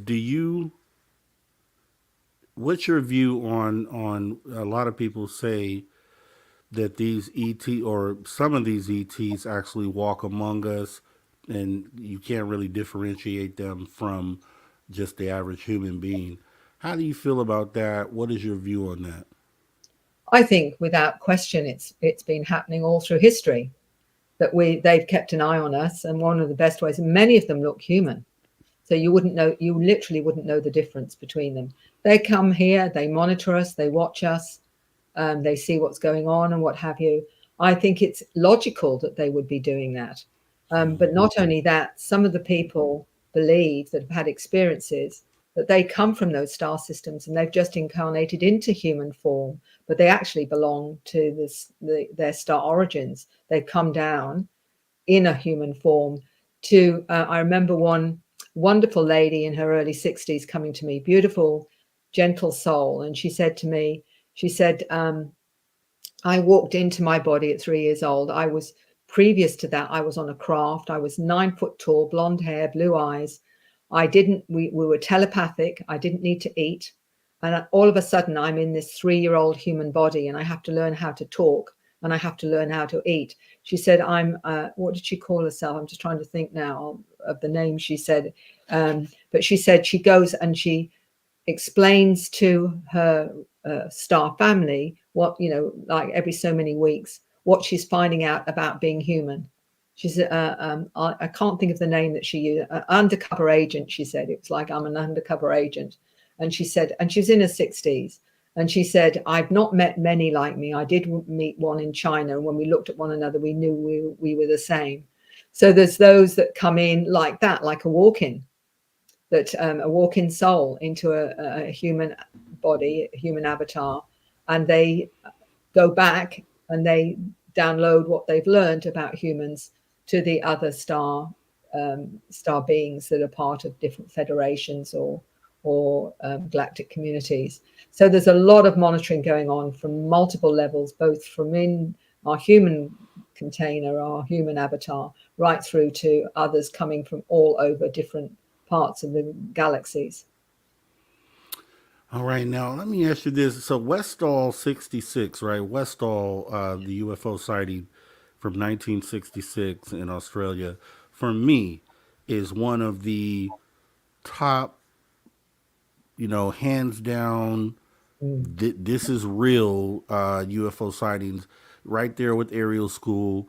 yeah. So, how do you feel about that? And then, what may be some other notable cases in Australia that we may not be aware of back here in the States, based on your research? And then, also, what is the outlook and perspective of the people of Australia? Are they turning the corner on this? And kind of what's the conversation out there? Well, the Westall 66 is profound because everything was so obviously covered up. One minute everything's being filmed and whatever, and they can't find the files, the films, or interviews or anything, and it's been covered up all these years and what have you. There's so many schools, interestingly, across the globe that have been targeted at some point or another.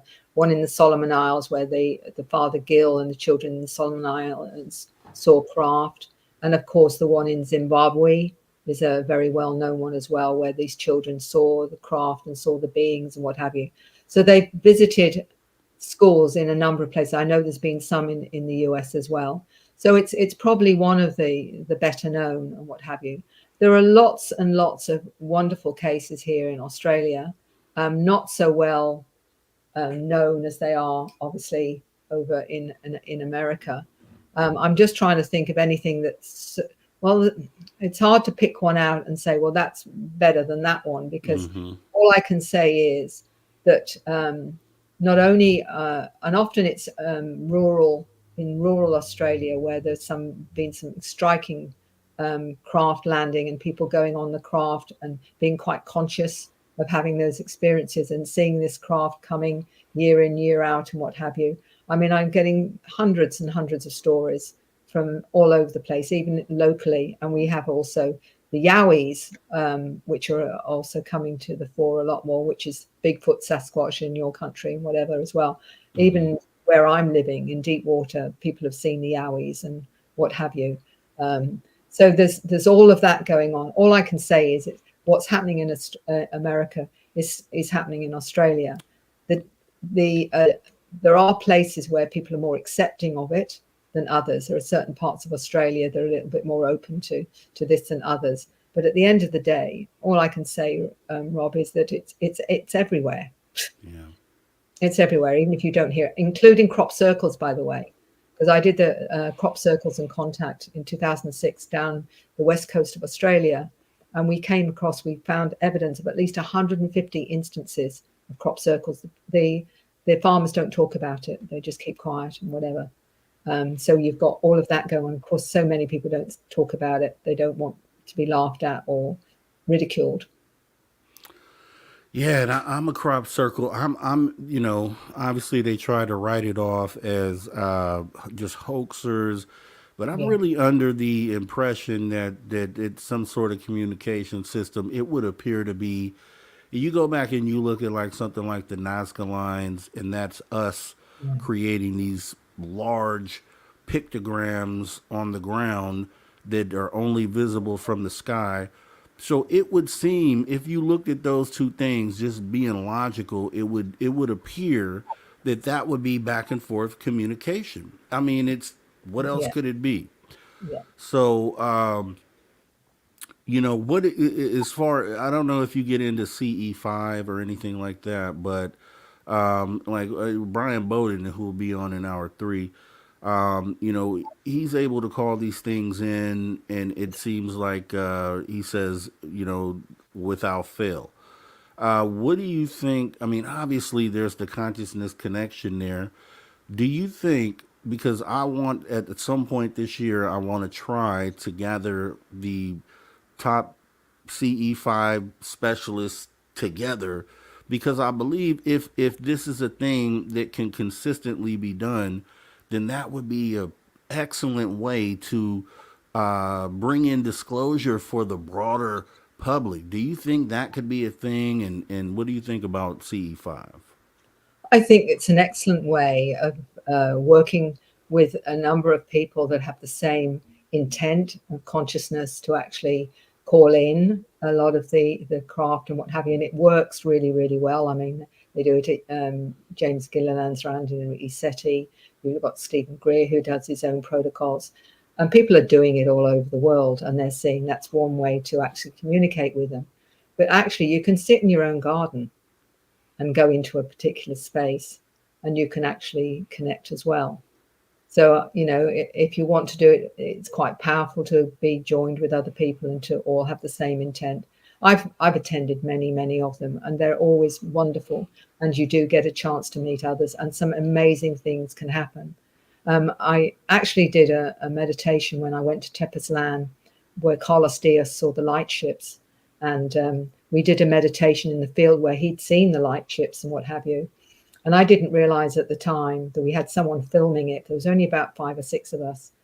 And I remember getting cross because I felt this light coming right down the center. And I remember thinking it's the cameraman. He's being a bit too enthusiastic, and the light's getting in my eyes and what have you. And I was really quite cross about it. And when we came out of the meditation, he was at the other end of the field, and he was terrified because he said, you were surrounded by a fog.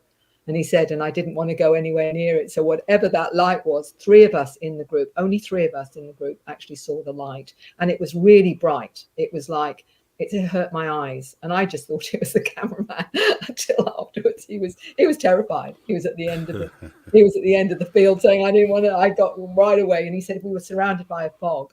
And all we'd done was a very simple meditation, and so lots of interesting things can happen. Yeah, I definitely want to try to do that this year. Well, Mary, we are at the end of the hour. I hate that we are, because I would love to speak to you more, and maybe we can set something up again in the future to do this. You were great. Your frequency is I'm feeling your frequency. Once again, I do appreciate you being a proactive person that's actually doing something to try to spread the awareness and trying to move the needle, because the awakening part of this is really the most important piece. And I'm just glad that, I'm able to meet another person that is out there doing that. So continue doing that. And do you have anything for the audience? Like, where can they find you, and anything you may want to promote? All I can say is that if you want anything to do with me, just Google me. You'll see me on Facebook. You'll see that I've got the website, acern.com.au or whatever. And you're welcome to email me or message me as well. All of that's very easy to connect to. And if you're having encounters and you've got no one to support you, I have written a book that will help you through that.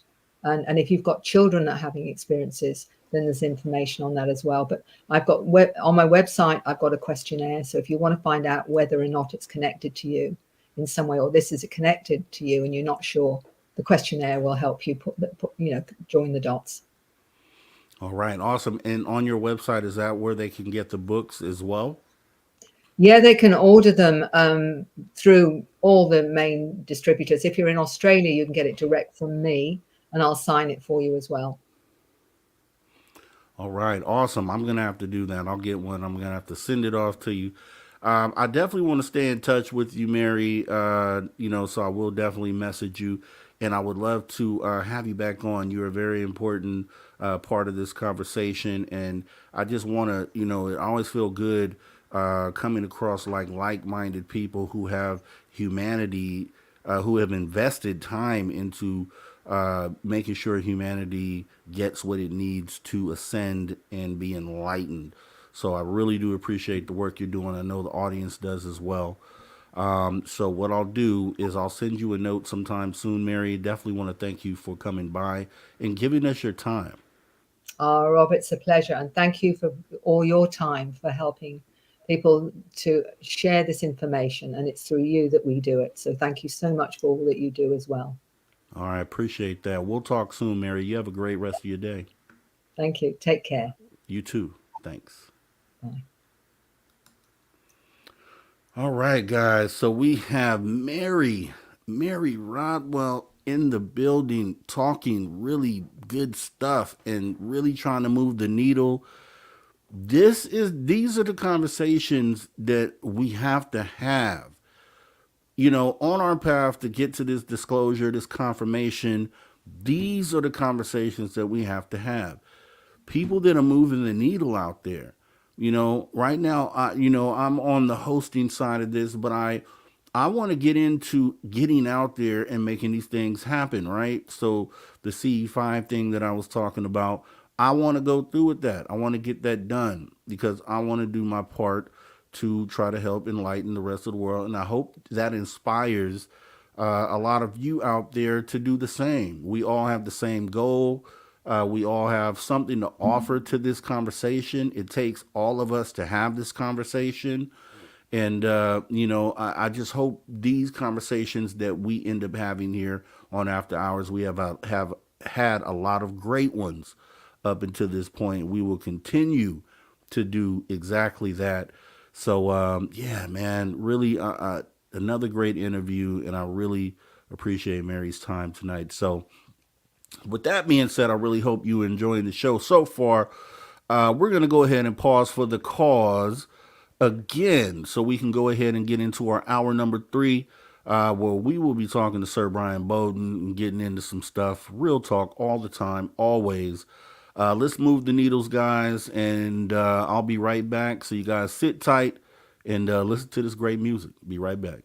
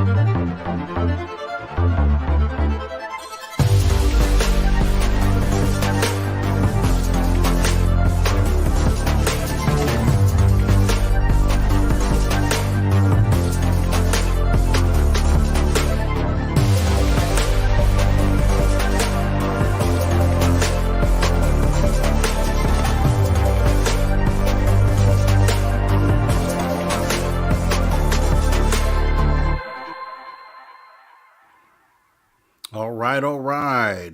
Welcome back to Spaced Out Radio after hour number three. Tres, with me, your host, Mr. Rob G. Awesome guest, awesome guest. So, first of all, before we jump into what we're doing here, I just want to go ahead and talk to the space travelers for a minute here. You're already space travelers. Consider taking the next step and joining the club. That's right. You can join our SOR Space Travelers Club by going right on over to the Patreon. You can do it for as little as $5 per month. We really appreciate your support of Space Out Radio. Also, want to thank CS for the wonderful super chat. And I know Aloha Dave has come through as well. Appreciate you, Aloha Dave. And I heard it's your birthday coming up, so happy birthday to you. Uh, you know what? Let's go ahead and happy birthday to you and anyone else out there whose birthday it might be. Happy birthday to you. Happy birthday, Aloha Dave. Happy birthday to you. Right here from Mr. Rob G. Here at Spaced Out Radio, SOR. Another thing, we have Reno coming up, right? The Reno trip, May 10th, May 12th through 14th, right? Let me go ahead. I'm getting the dates all messed up here. May 10th through 12th, 2024, Reno, Nevada, Silver Legacy Casino and Resort. Make sure you go ahead and get your tickets. Info at spacedoutradio.com. Okay, what we're going to do now is we're going to go ahead and bring in our guy. Our guy is back back on the scene, back in the building. Sir Brian Bowden. We're going to go ahead and bring him in right now. And Mr. Sir Brian Bowden, how are you today? Whoopie doopie doo. Well, I'm good. I'm hanging in there. Tired, but good. All right, man. A Glad while, to have and you I back, apologize man. to you. Yeah, no, I, you know what? Life gets crazy and things happen and surgeries Always. happen and all this other stuff. And so I just came back from what we like to call the Boogie Down Bronx, born and raised, and just saved myself a lot of money by going to New York to get some dental work. Nice. Yeah, they're crazy down here. But something is, first of all, Mary Rodwell is in my top 10, pretty much top 5 of UFO researchers and investigators of this form. You need to be paying attention to. Yes. And it's Mary, Grant Cameron, Tom Conwell out of New York State, very important. You got Paul Sinclair out of the UK. Let me write that down. Go ahead and give me those names. Okay, so there's Derek Tyler, Paul Sinclair, Mary Rodwell, Tom Conwell, Grant Cameron, and last but not least is the host with the most in Space Out Radio Zone, Dave Scott. These people are really at the forefront. I do a lot of research, but I really do have a lot of respect for them. They do things that most people don't, and they keep doing it. And there's no BS. You know, they'll bring you as much news as possible and try a variety of techniques. Mary's just incredible what she does with the kids. The light language, it's mind-blowing. Love to talk to her. It's a big difference between Australia and here. Definitely. You know, so there's some interviews I've done where you get people in the UK or in Europe, and it's like, it's kind of tough. It's tougher when you have to talk to people around the world, on the other end of the world. Yeah. So kudos to you for getting her on. She's awesome. Appreciate it. Yeah, I mean, actually, something interesting. When I was driving up to New York last week, it was Wednesday. I was thank God for my friend from Canada. And we're chatting on the phone, and I got into Georgia, roughly about Jekyll Island area off of 95. And I noticed the 11 o'clock position. There is one of these. I'm not going to say it's on fire, but it's an orangey red type of craft. It's weird, and has the way it looks in the lighting, it looks a little bit more spiky in certain spots. and Mhm. it's there, and then it fades out, and it's there, then it fades out. And I'm like, I'm watching this, and it's not a tower, a radio tower. I know what they are. They hardly even use them anymore. And as it's fading back in, there's now two of them. And this one's on, to the right of it. You'll probably see it to the left of it, but and they're there, and then they fade out. There, and they fade out. Fades out again, and it comes back up. And now there's one on the left side, and it's fading. And I'm telling this to my friend. I'm like, oh my God, this is what's going on. Fades out a third time, and in between the two on the left, there's another craft. Another one appears, and then it starts doing the back and forth between the two lights. Wow. Now, that's probably the fourth sighting I've had in under 2 months. And I'm like, what the hell is going on here? And I could have sworn I had this damn thing dead to rights. I use a car cam, dashboard camera. Yeah. The Caught thing it. recycles after 5 minutes. Oh. So I got back and I'm like, oh, I got this. No problem. Whatever. Boom, boom, got it. Go back in. I brought my laptop, put it in there. I'm like, God, I'm going to kill somebody. It recycles after. So now I have to figure out to get a better camera that I could run. It's a long drive. I drove. I didn't fly over. It's like, why aren't you flying? And that's a totally different type of show, but I know people in different places and been warned not to fly this winter. Actually, it's for everybody. Commercial flights are going to be bad. We've seen that, right? So You mean bad just booking wise or dangerous. oh, okay. Accidents, dangerous. Okay. Yep. So You think UAP related or no, it's just I don't know if it's neglect or negligence or whatever, but these are people that are a lot more in the know in certain aspects of stuff, and they're friends, and don't fly. If you don't have to fly, don't fly. So yeah. trains are fine. Trains are fine. But I mean, we're seeing it with, part of the craft breaking apart, coming apart in mid-flight, rivets, Mm, just if you don't have to fly this winter, don't fly this winter. sounds good to me. Yeah, tell If me I get a first. reading or a hit on something, this is not me doing that. This is third parties, very in the know. And but if I get a hit, and I'll throw it out there, and if you don't want to listen, don't listen. I used to get really frustrated when I'm getting a warning or whatever, and a warning is a general warning for everybody. If I'm putting it out there, be careful with X, Y, and Z.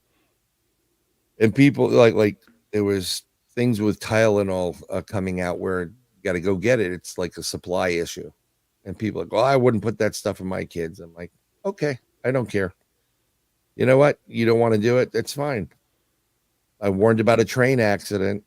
Got that like just as I was getting up in the morning, and I posted. I said, "There's going to be a major train accident in the next 24 hours." I saw it. And within under 12, there was an accident, major train accident. So when I post things, you want to heat them, do it. Yeah, I'm yeah, still yeah. working on lottery numbers, folks, but apparently I can't get them. Yeah, when you get those, share it with your boy. I'll share. I have no problem with it. But I just thought it was pretty cool that these craft are, they're really prominent now, super prominent now, and it's just.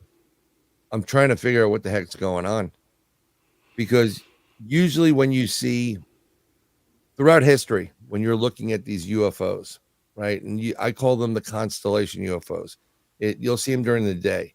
There'll be a series of little white dots. It looks like a constellation of the stars. Those usually come out or appear pre some kind of disaster, right? I mean, it's throughout history. It's always near a volcano or Mm-hmm. something's happening near a certain area, and then the next thing you know, you have a natural disaster. Right.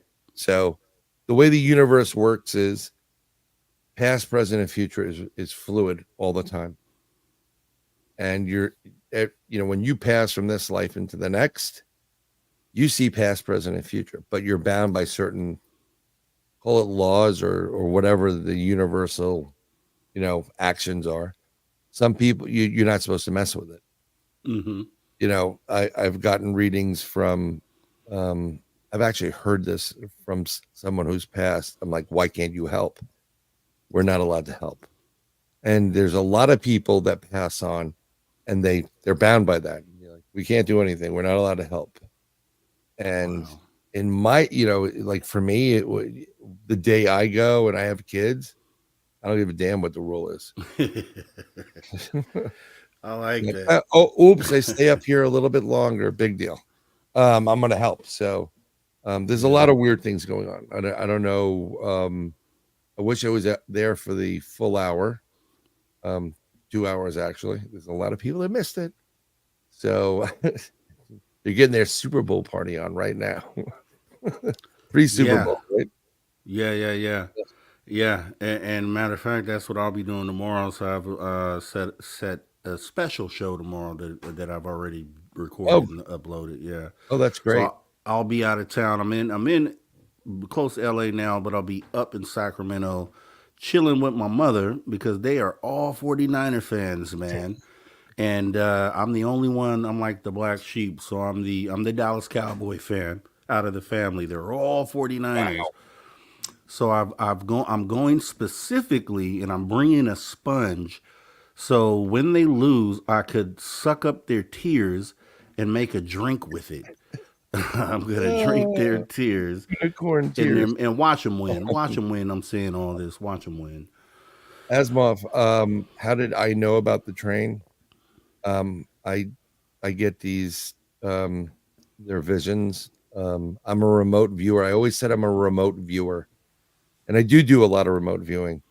But the psychic from our group, who's my Yoda for the most part, who worked with me on certain things, because I knew there was something there, but I'm not like everybody else. Oh, everybody has the ability to be a psychic. We'll just throw that out at you. Yeah, It's I a believe God-given ability. Some people use it, some people don't. The best way to get to using your abilities, the first and foremost ability is the empath ability. Soak up the tears, make Gatorade. Everybody's an empath. Most people are. When you get that gut feeling or you feel like weird when you walk into a room, that's being an empath. You're picking up on that stuff. But as you work a muscle, it gets stronger and then it begets more muscles. So the psychic for our group is from Arkansas. When I used to do stuff with the Bronxville Paranormal Society, and she's like, "You're psychic like me," and I'm like, "Nope, I'm a remote viewer." I didn't want to come off like a Miss Cleo, but I am. I have a lot of abilities to do that. I do readings for people. A lot of people, I don't charge people 99% of the time. Some other people want to pay me. I'm going to take it. And it just comes. And they're sometimes now they're coming quicker and during the day. And a lot of times also when you go to sleep and you're at rest, that means you're conscious and everything is resting. There's nothing interfering you like, Space Out Radio After Hours or Mayor Rodwell or Master Rob G. That's when you connect to the higher source. Okay. You call it source. I call it heaven, whatever you want to call it. And what happens is you go through something. There are dreams. And a dream is like, I think you were there, maybe Dave Scott, and we were like kind of riding Harleys or they look like Harley. You're unsure. There's certain things that happen. You're like, something that's a dream. Mm-hmm. Then you have something called experiences.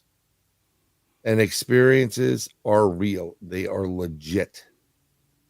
And you go in and you're experiencing, you were there, you were in a 3-piece suit with pinstriping and you know all the details of it. And 99% of the time when you're having an experience, that could be a download, that could be your consciousness connecting to, call it the Akash record source, whatever, and you're going through these events. It could be, a prediction for something future. It could be something coming up. It could be a learning session. but 99.9% of the time you will wake up exhausted, like you've been up all night because you've been up all night. That's what's happening. Yeah, that's kind of what Mary was alluding to as well. And I believe that. That makes total sense. It's interesting. A lot of time, I don't know why or what's the purpose of me getting that moment about the train. Or I can give you another example. I have a brother in a fraternity, and I've never met his sons or his daughter-in-law. Not at all. I woke up and I was in Connecticut near where this guy's store is, his son's store is. I walked in, I saw this young woman there, brownish hair, kind of curly, parted. The son was elsewhere, like looked like he was in a higher position. I said, "How's he doing?" They said, "He's really good now. He's going to be fine." I said, "Okay," because I was worried. And I knew he had a heart attack. So they said, no, he was fine. We got to the doctor. Everything's fine. So I said, okay, great. When I woke up, I contacted him. I said, "You're going to the meeting?" He's like, "Yep, I'll be there." I got to talk to you. And I talked to him and I told him exactly what it was. I said, "I need you to go to the doctor. I need you to go get your chart checked out. Can you go Monday, please?" And he said, "Like, why?" I said, "Well, I had this experience. I get these." And I told him, and I described he goes, "Well, what did the girl look like?" And I described the girl and I described his son. He goes, "You just described my daughter-in-law." I said, "Well, I'm telling you, please humor me. Go to the doctor. What is this going to cost you? Doctor's visit, right?" So he's retired. Actually, this gentleman is responsible for these being in the country that I'm talking about. So thank you. So he, as a retiree, to get rid of, do something, he does a school crossings. Okay.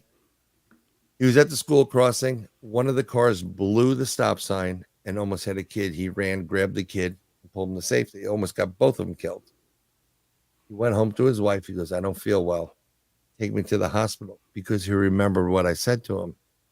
He gets to the hospital and the doctor goes, "You came here in the right time. You blew a stent in your heart." So someone who, he was very kind and courteous about, because when you get these things, you're like, yeah, okay. Thanks, Miss Cleo, whatever. But he was very kind to listen, and he never doubts me ever whatsoever. And I do this all the time. All the time. And most people don't believe it. No, it's you know what? Again, everybody can do it. So when you have that moment, sometimes you think you're daydreaming, but you're not daydreaming. You're actually getting downloads.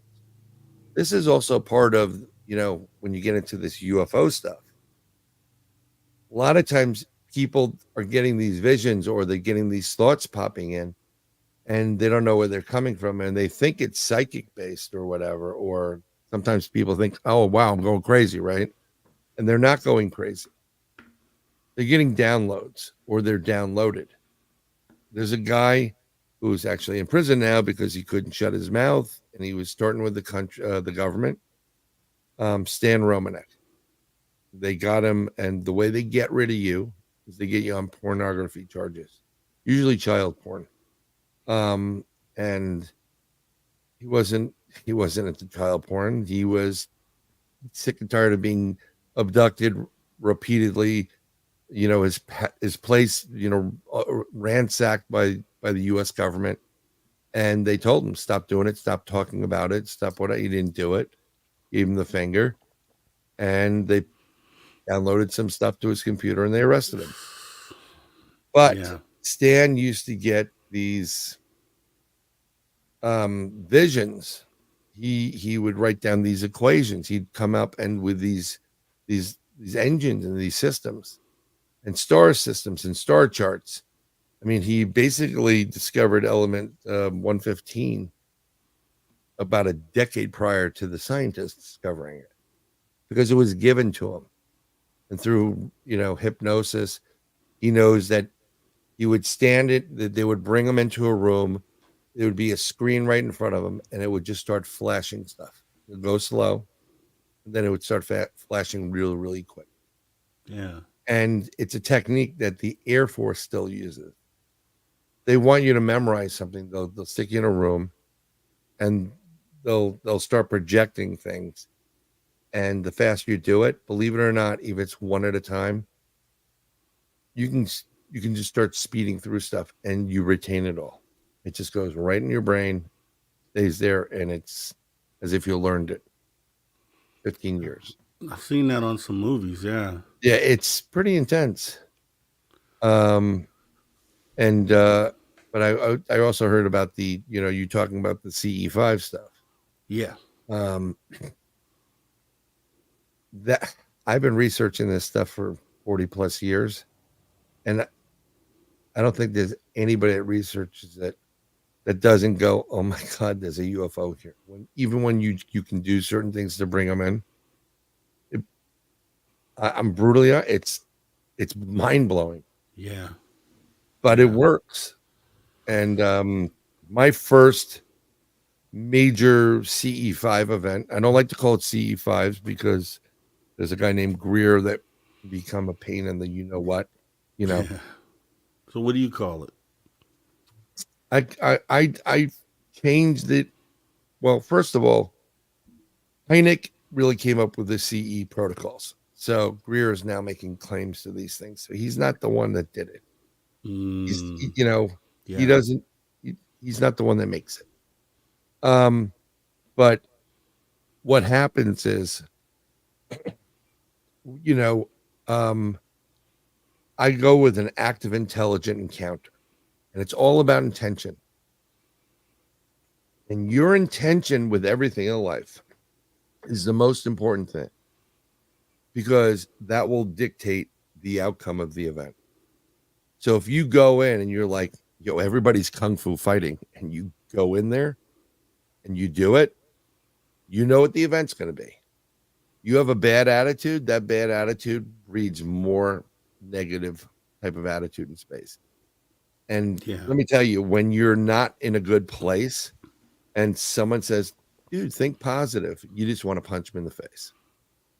It's hard to think positive when you keep getting knocked down, right? You have a bad, I just lost my job, my girl's this way, but I don't want to be that person. Think positive. Yeah. Because the more positive you think, and you'll get those moments where someone they want to take a shot at you, whatever, and you'll get knocked down a little bit, but you'll get up quicker. The more you think positive, things will happen. It's I don't know if it's the law of attraction or one of my friends was talking like, are you manifesting? And I'm like, I don't manifest anything. I'm not a manifester. I don't fantasize about things. The only thing I fantasize is money with a lottery win. Because down by me over here in Florida, there's a Lamborghini dealer I pass on a daily basis, and you bet I'll take one of those in that color and that's the only fantasies I have. In all seriousness. So I don't manifest and I don't fantasize about anything, but it's all about intention. And we use active intelligence. I came up with a few protocols for it. Your intention, you have to meditate. You really have to put your consciousness into it, and you send that out to the universe. Right. And when you send things like that out, they're listening, because they're waiting for you to use your consciousness, your heart, your soul, your mind and body to raise your vibration to a higher level. Yeah. That's why, they're abducting everybody. They're abducting a ton of people to do a breeding program to enhance their race or bring their race back to where it once was. But they also want you to develop, because right now the way we react is if there's a problem, when someone comes over, like, dude, I have a problem, bust out the shovel and the plastic bags, like, where are we going? I got friends like that. It's like, hey, I'm in trouble. Okay. And they arrive. I'm like, no, we don't need a shovel or plastic bags right now. Put the lie down right now. But when I did this, I did it in Pine Bush, New York, at the Pine Bush UFO Festival. Mm-hmm. And that day, I was there like 5 o'clock in the morning, setting up. I did 3 half-an-hour presentations, 3 15-minute presentations, and then 3-hour presentations over the series of day. I was wiped out. Me and my Right. partner, yeah. And I promised them we're going to do a CE5. So I was hoping we got to this one event where Mark D'Antonio was speaking, all these special guests were speaking, and I was like, me and my partner were like, dude, I'm done. I'm spent. And then when I got there, I'm waiting for the event to go over and just be over with. I was hoping no one was going to go to the CE5. This mother and daughter team showed up, like while that was going on. Oh, we're here for the CE5. We thought it would be so cool. And I don't want to disappoint. So I said, we're doing it. I really wanted to drive home that night, but we did it. So we drove over to this field called Alice Court in Pine Bush. And when we got there, there must have been 80 people there, men, women, children, families. It was insane. There was a whole bunch of cars. People had their blankets out. It was a beautiful night. You could see the stars. You can see mountains in the distance about 20 miles out. We knew the air traffic was in a different direction further out. We knew which direction's going. So there's nothing over us. And we're on acres and acres of land. There's a little roadway next to this field, and it overlooks some woods to my left, and it overlooks an athletic field, like a baseball field. Mm-hmm. So it's their little park area, but it's so dark that you can use it for CE5 events. Right. It was like 1 or 2 houses off the road. I'm sure they were real thrilled we were there. So then, I'm getting interviewed at that point by German TV because they were doing a story on it, the whole day. And he was like, okay, we're done. Yeah, we're out of here. Well, I get a phone call. My buddy gets a phone call. He gets one from, this guy, Bill, for a different station. And I get Mark D'Antonio. Where are you guys? Oh, we're at Alice's Court. Okay, we're sending some guys over. So 40 more people show up. So we have about 120, 130 people there. So my buddy just came off of cancer treatments. He's like, I'm wiped out. It's all you. It was going to be all me anyhow. He doesn't do it. He doesn't know what he's doing. And he doesn't have the positiveness into that program. Right. So I'm sitting there and I'm trying to guide people and to relax and get them all this whole day, this whole UFO festival out of their minds. And we started doing it, and we started, send out to the universe. We want to have an experience with you, want to have contact with you. Can you please make your presence known? And just think about it. And we're doing this for about 5-10 minutes. And, my partner is pointing out, well, that's, what this is, Pleiades, and this is Orion. And, we're looking at different things in the sky. We're still sending out that vibration. And then I start hearing what sounds like hooting and hollering. And I never would have used that term unless I didn't, until I found this one guy I used to work with. We've known for years. He's an old timer. He's like, and anytime there's a rut kid, all those kids are hooting and hollering. That's what he would, but that's what it sounded like. Right. And if you're in that area, I'm like, if I grew up in Pine Bush, New York on a Saturday night, I'd be drinking beers and doing the same things. But I was think there was going on in the field next to us. And I start to turn my head and go, did you, I was about to say, did you hear the hooting sound and howling? And this other guy comes out of the woods, and it was a hoot. It was an owl hoot. But they were also sounding like kids. I said, yeah, I was just about to say that there's hooting and hollering. And within a split second, the most ginormous craft ever appears above our heads, probably no more than 15 stories in the air. And it is gunmetal black. If you didn't see it, you would, if you weren't there watching it, you would never see it. The center piece of this craft was a giant dome, and it was an LED white light to it, a bright white light. It lit up the bottom where these people were sitting. You could see a hexagonal pattern where the piece was, pushed into the craft. You can just see gunmetal, and then it blends right into the night sky. So everybody is just going ballistic and in awe. Oh my God. So my buddy starts signaling it, with a light, 1, 2, 3, 1, 2, 3, whatever. And it signals back. So I say, thank you for making the appearance. We appreciate it. Can you go out to those mountains in the distance? And when you're there, make some maneuvers so we know that, what we're seeing is real. In a split second, boom, flies out to the mountains. It flares. It starts making 90-degree turns like in a split second, like super fast. Wow. Cross your view, 90-degree goes up, cross back. I mean, it was incredible. It comes back for a second. Everybody's in awe. And then it disappears. We're like, whoa, whoa, whoa, whoa. Can you come back one more time? Comes back again, signals us, and then it disappears for the night. And let me tell you something. This craft, the size of this craft, I kid you not, was you couldn't even have landed it where we were, and we were on multiple acres of land on this strip. Could not land it. It was ginormous.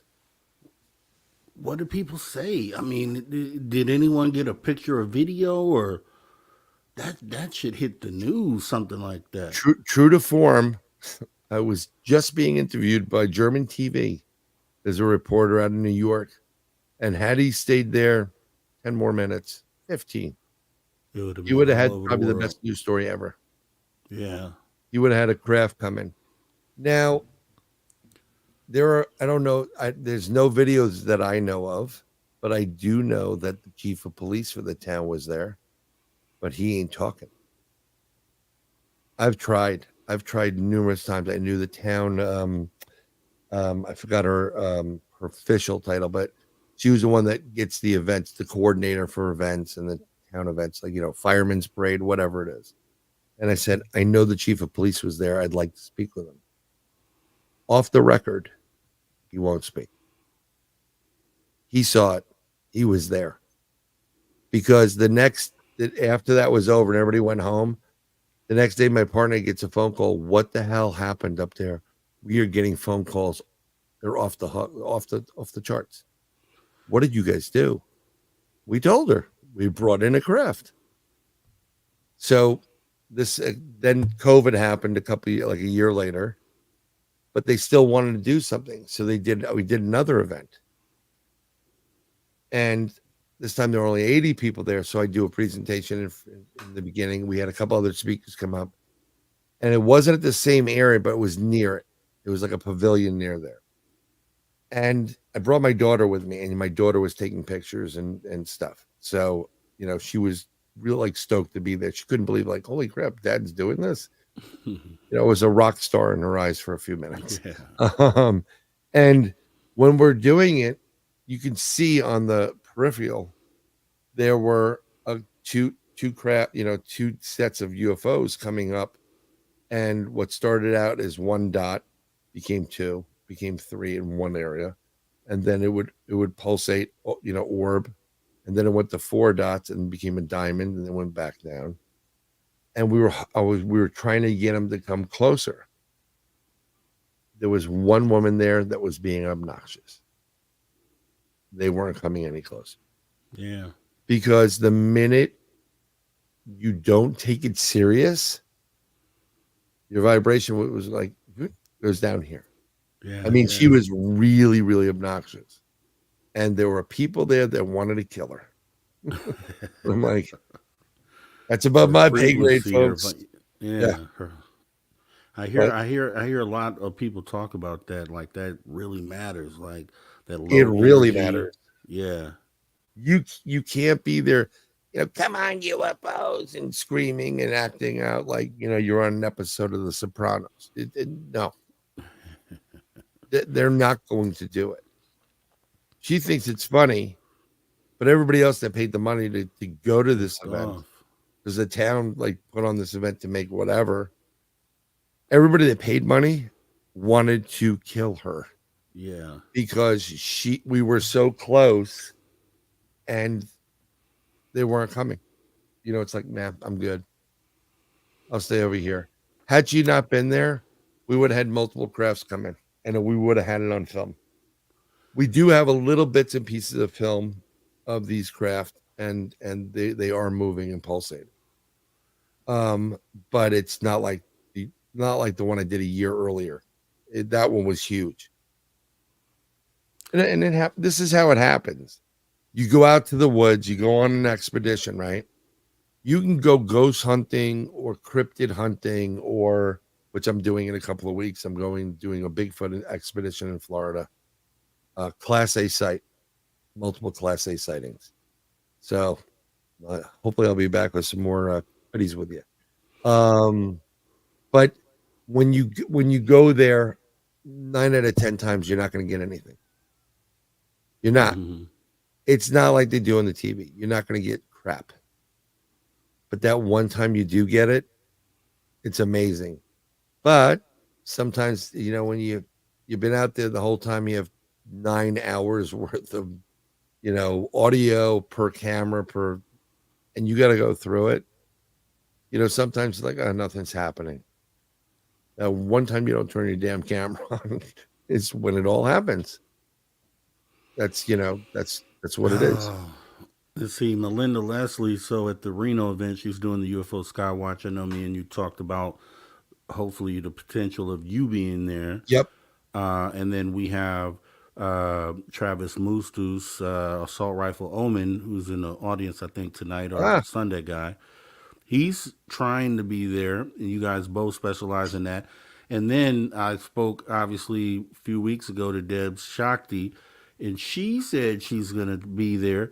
So I'm hoping I can get all of you guys together on that UFO Skywatch night and then try to do this. And then Tim Senor will be there, and he should have his camera, the production camera. So the Right. stars are aligning potentially for something really special. So with that being said, I definitely want to tell everybody out there, Yep. you definitely got to be here because you might witness something, hopefully, if it goes all well, historic on a level of something, an event, or that may be captured, hopefully on video that will help bring disclosure in, and you guys could be there to witness it. So make sure you guys try as best as you can to come on out to this Reno event. And Mary's right. You can do it by yourself. You can sit on your porch and do it. But I highly recommend you have more than one person with you. Yeah, yeah. For safety reasons. Believe it or not. And the thing with doing it yourself, and even you're doing it with the small group, it's satisfying for those who are there. But I think the idea is to show everybody else that this is something that is a real thing and that can be done. Because I think if you successfully pull that off, this is something you could show the world and at one time maybe make a huge step in trying to get everybody on board. You know what would be great is if we can do like a CE5 across the world. Make it CE5 day. Close That would be encounter, awesome. fifth kind, which is an active encounter, just in case you didn't know what it was. And we have people, you know, they have ghost hunting day where everybody goes out and they ghost hunt and they all broadcast. We should do a CE5 day. Yeah, then that sounds good. And then use that, and then, you know, someone be the central location. I'm in New York. I'm in Reno. I'm in LA. You know, I'm in Mexico City, world somewhere. and Yeah, we're trying to bring these craft in because I think if we all united like that, you might get a lot of craft in. That energy, huh? That might be something, and that's something that we should look at because, you know, I've always felt like, okay, this is a real thing, this CE5 and being able to do this. So if that's the case, then this should be able to be pulled off. So exactly what you're talking about should be able to be done. And so hopefully, yeah, let's try to set something like that up. That would be great. And yes, you could make it a 420-day brown dwarf. Yeah. Brown Dwarf been throwing that out there. He's not too far from Concentration may me. not be too good. But you might open up your mind at the very least. Yeah, So, with that being said, I want to show this, Brian. sure. I had this story set up and that I read over the week, and I want to bring this. Let me see. Bring it up. This was it's right here. Okay. So apparently, UFO reports over Canada spurred by multiple pilot sightings. So the pilots actually submitted some TikTok data on this. So I'm going to read Right. the story and then kind of show the TikTok videos. So let me see if I can. Is this the Okay. light video? This is in Ottawa. Oh, you saw this? Canada. Okay. Yeah. This is a very interesting video. So the story This is really goes. interesting.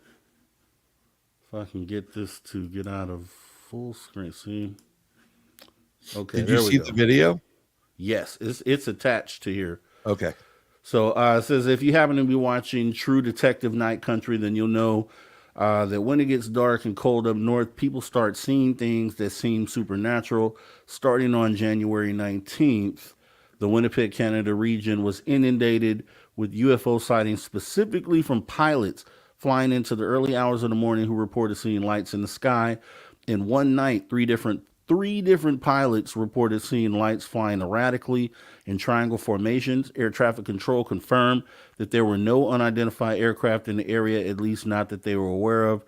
As far as evidence goes, there are alleged audio recordings of the two conversations pilots had with air traffic control and a video of the supposed UFOs. So I'm going to go ahead and play it. The video. Let me see if I can get this. Hope it doesn't want me to sign in. Continue as a guest. They make life so difficult sometimes.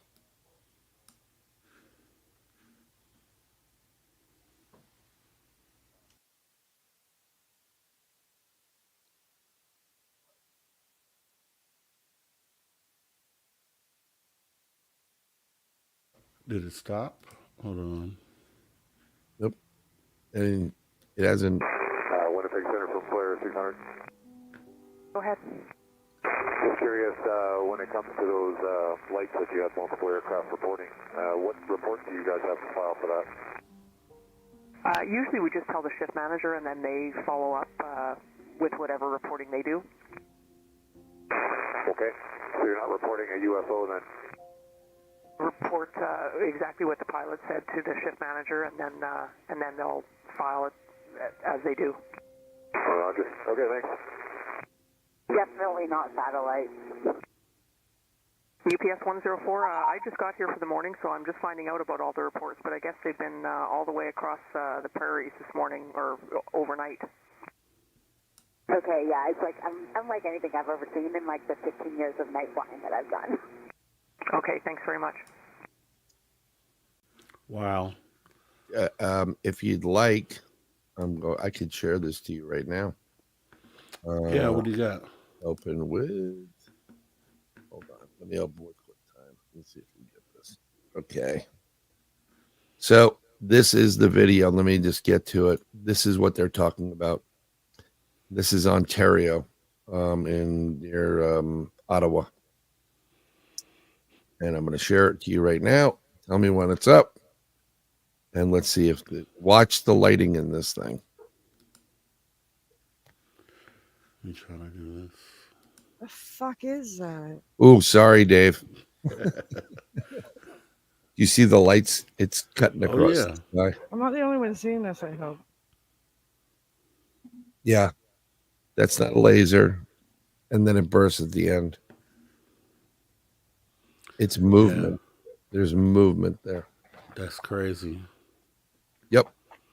And this is one of them. So I know there were multiple, right? So yeah, I'm just going to take the volume off for whatever reason. But this has been going. There's a lot of sightings coming out of Canada lately.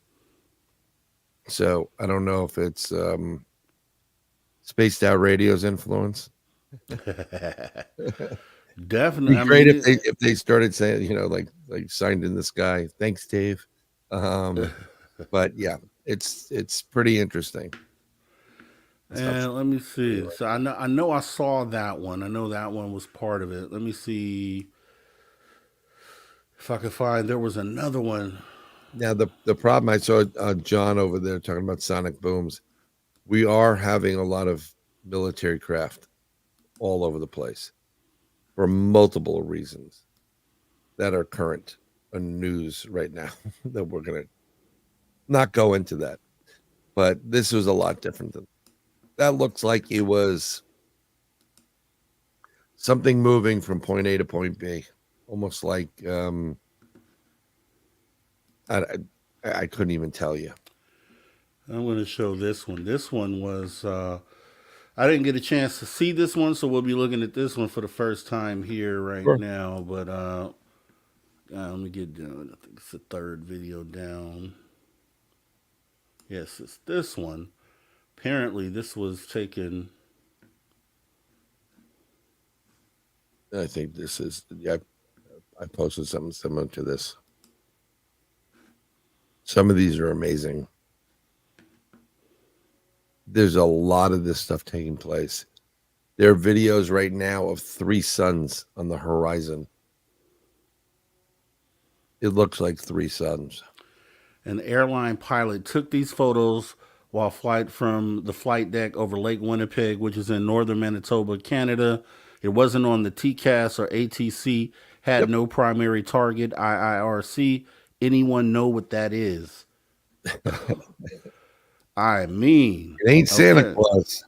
Exactly. I mean, you know what?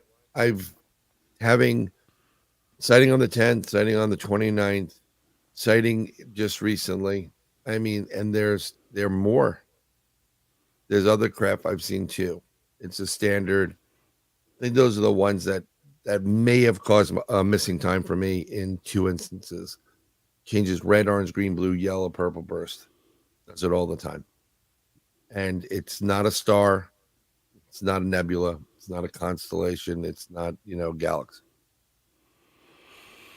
And then when you do get, when you know something's going to happen, a lot of times they give you a high pitch, like you'll hear ringing in your ear. The first thing I do when I hear ringing, I don't care if it's left or right ear, I just look up because I know, and I'll see it. I'll be like, you know what? Take some of this fat off my stomach. Yeah, I'm looking for some of those healing energies too. So here's what we'll do, Brian, because we're gonna go ahead and get ready to wrap it up, man. I appreciate you coming on out for us tonight, man. A lovely experience again. You made it an all-around great show today. So we will be talking again, and hope to have you back next Saturday, and we'll get back into it. I'm gonna try. I apologize. Things do happen. I have young kids and all stuff. Yeah. But everybody have a blessed week, and please do yourself something. Do a favor for yourself. Let's start thinking positive. Try to do something, a random act of kindness for somebody. Just try it and keep trying it. And when you get to a store and someone has a name tag, say thank you, Fred, or whatever their name is. Thanks for the help. With your life, positive energy. Put some positive energy out there in the universe this week, and we'll talk about it again next week. Brian, appreciate you coming in, man. Have a great rest of your day, and I'll talk to you during the week. Gooby-doo. All right, take care, man. Bye. Later. All right, guys. Yeah, right? Another awesome show, huh? Love it. So here's what we're going to do. I'm going to go ahead real quick and run the Spaced Out Radio commercials real quick, like we always do. We do not have ugly swag, guys. So we're going to go ahead and jump into that if you don't mind. Here we go. Let's check it out. And guess what? We do not have ugly swag. We have Spaced Out Radio gear that you're going to want to wear. Why? Because no one wants to wear ugly clothing. So head on over to spacedoutradio.com and go shopping today. You'll be glad you did. And it's a great way to support our show.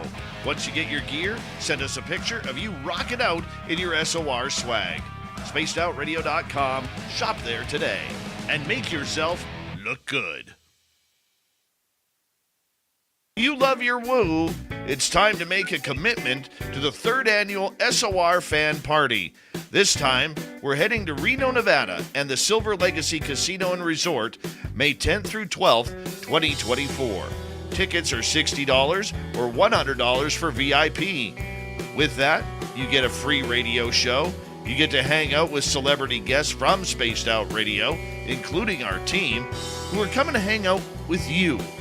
You get to meet the entire team, like Science Bob, Merle, Melinda Leslie, Geraldina Roscoe, and more.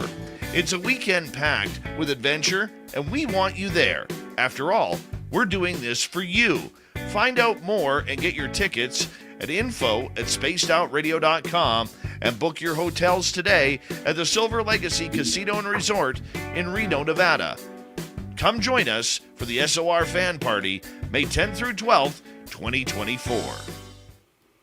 All right, everybody. Great show again tonight. Man, love it, right? We moved the needle some more. I feel like we did. We had great conversations tonight. I do appreciate everybody coming on out. And yeah, so tomorrow, right, Super Bowl Sunday, may the best team win. You know who I'm rooting for, or at least hoping. You know who I hope loses tomorrow. We'll just say that. I have put together something special for tomorrow, something that's a little bit different. So we'll have a premiere. It won't be like the usual SOR archive, but it will be something special. I'll be sharing some things that I've specially set up for you guys.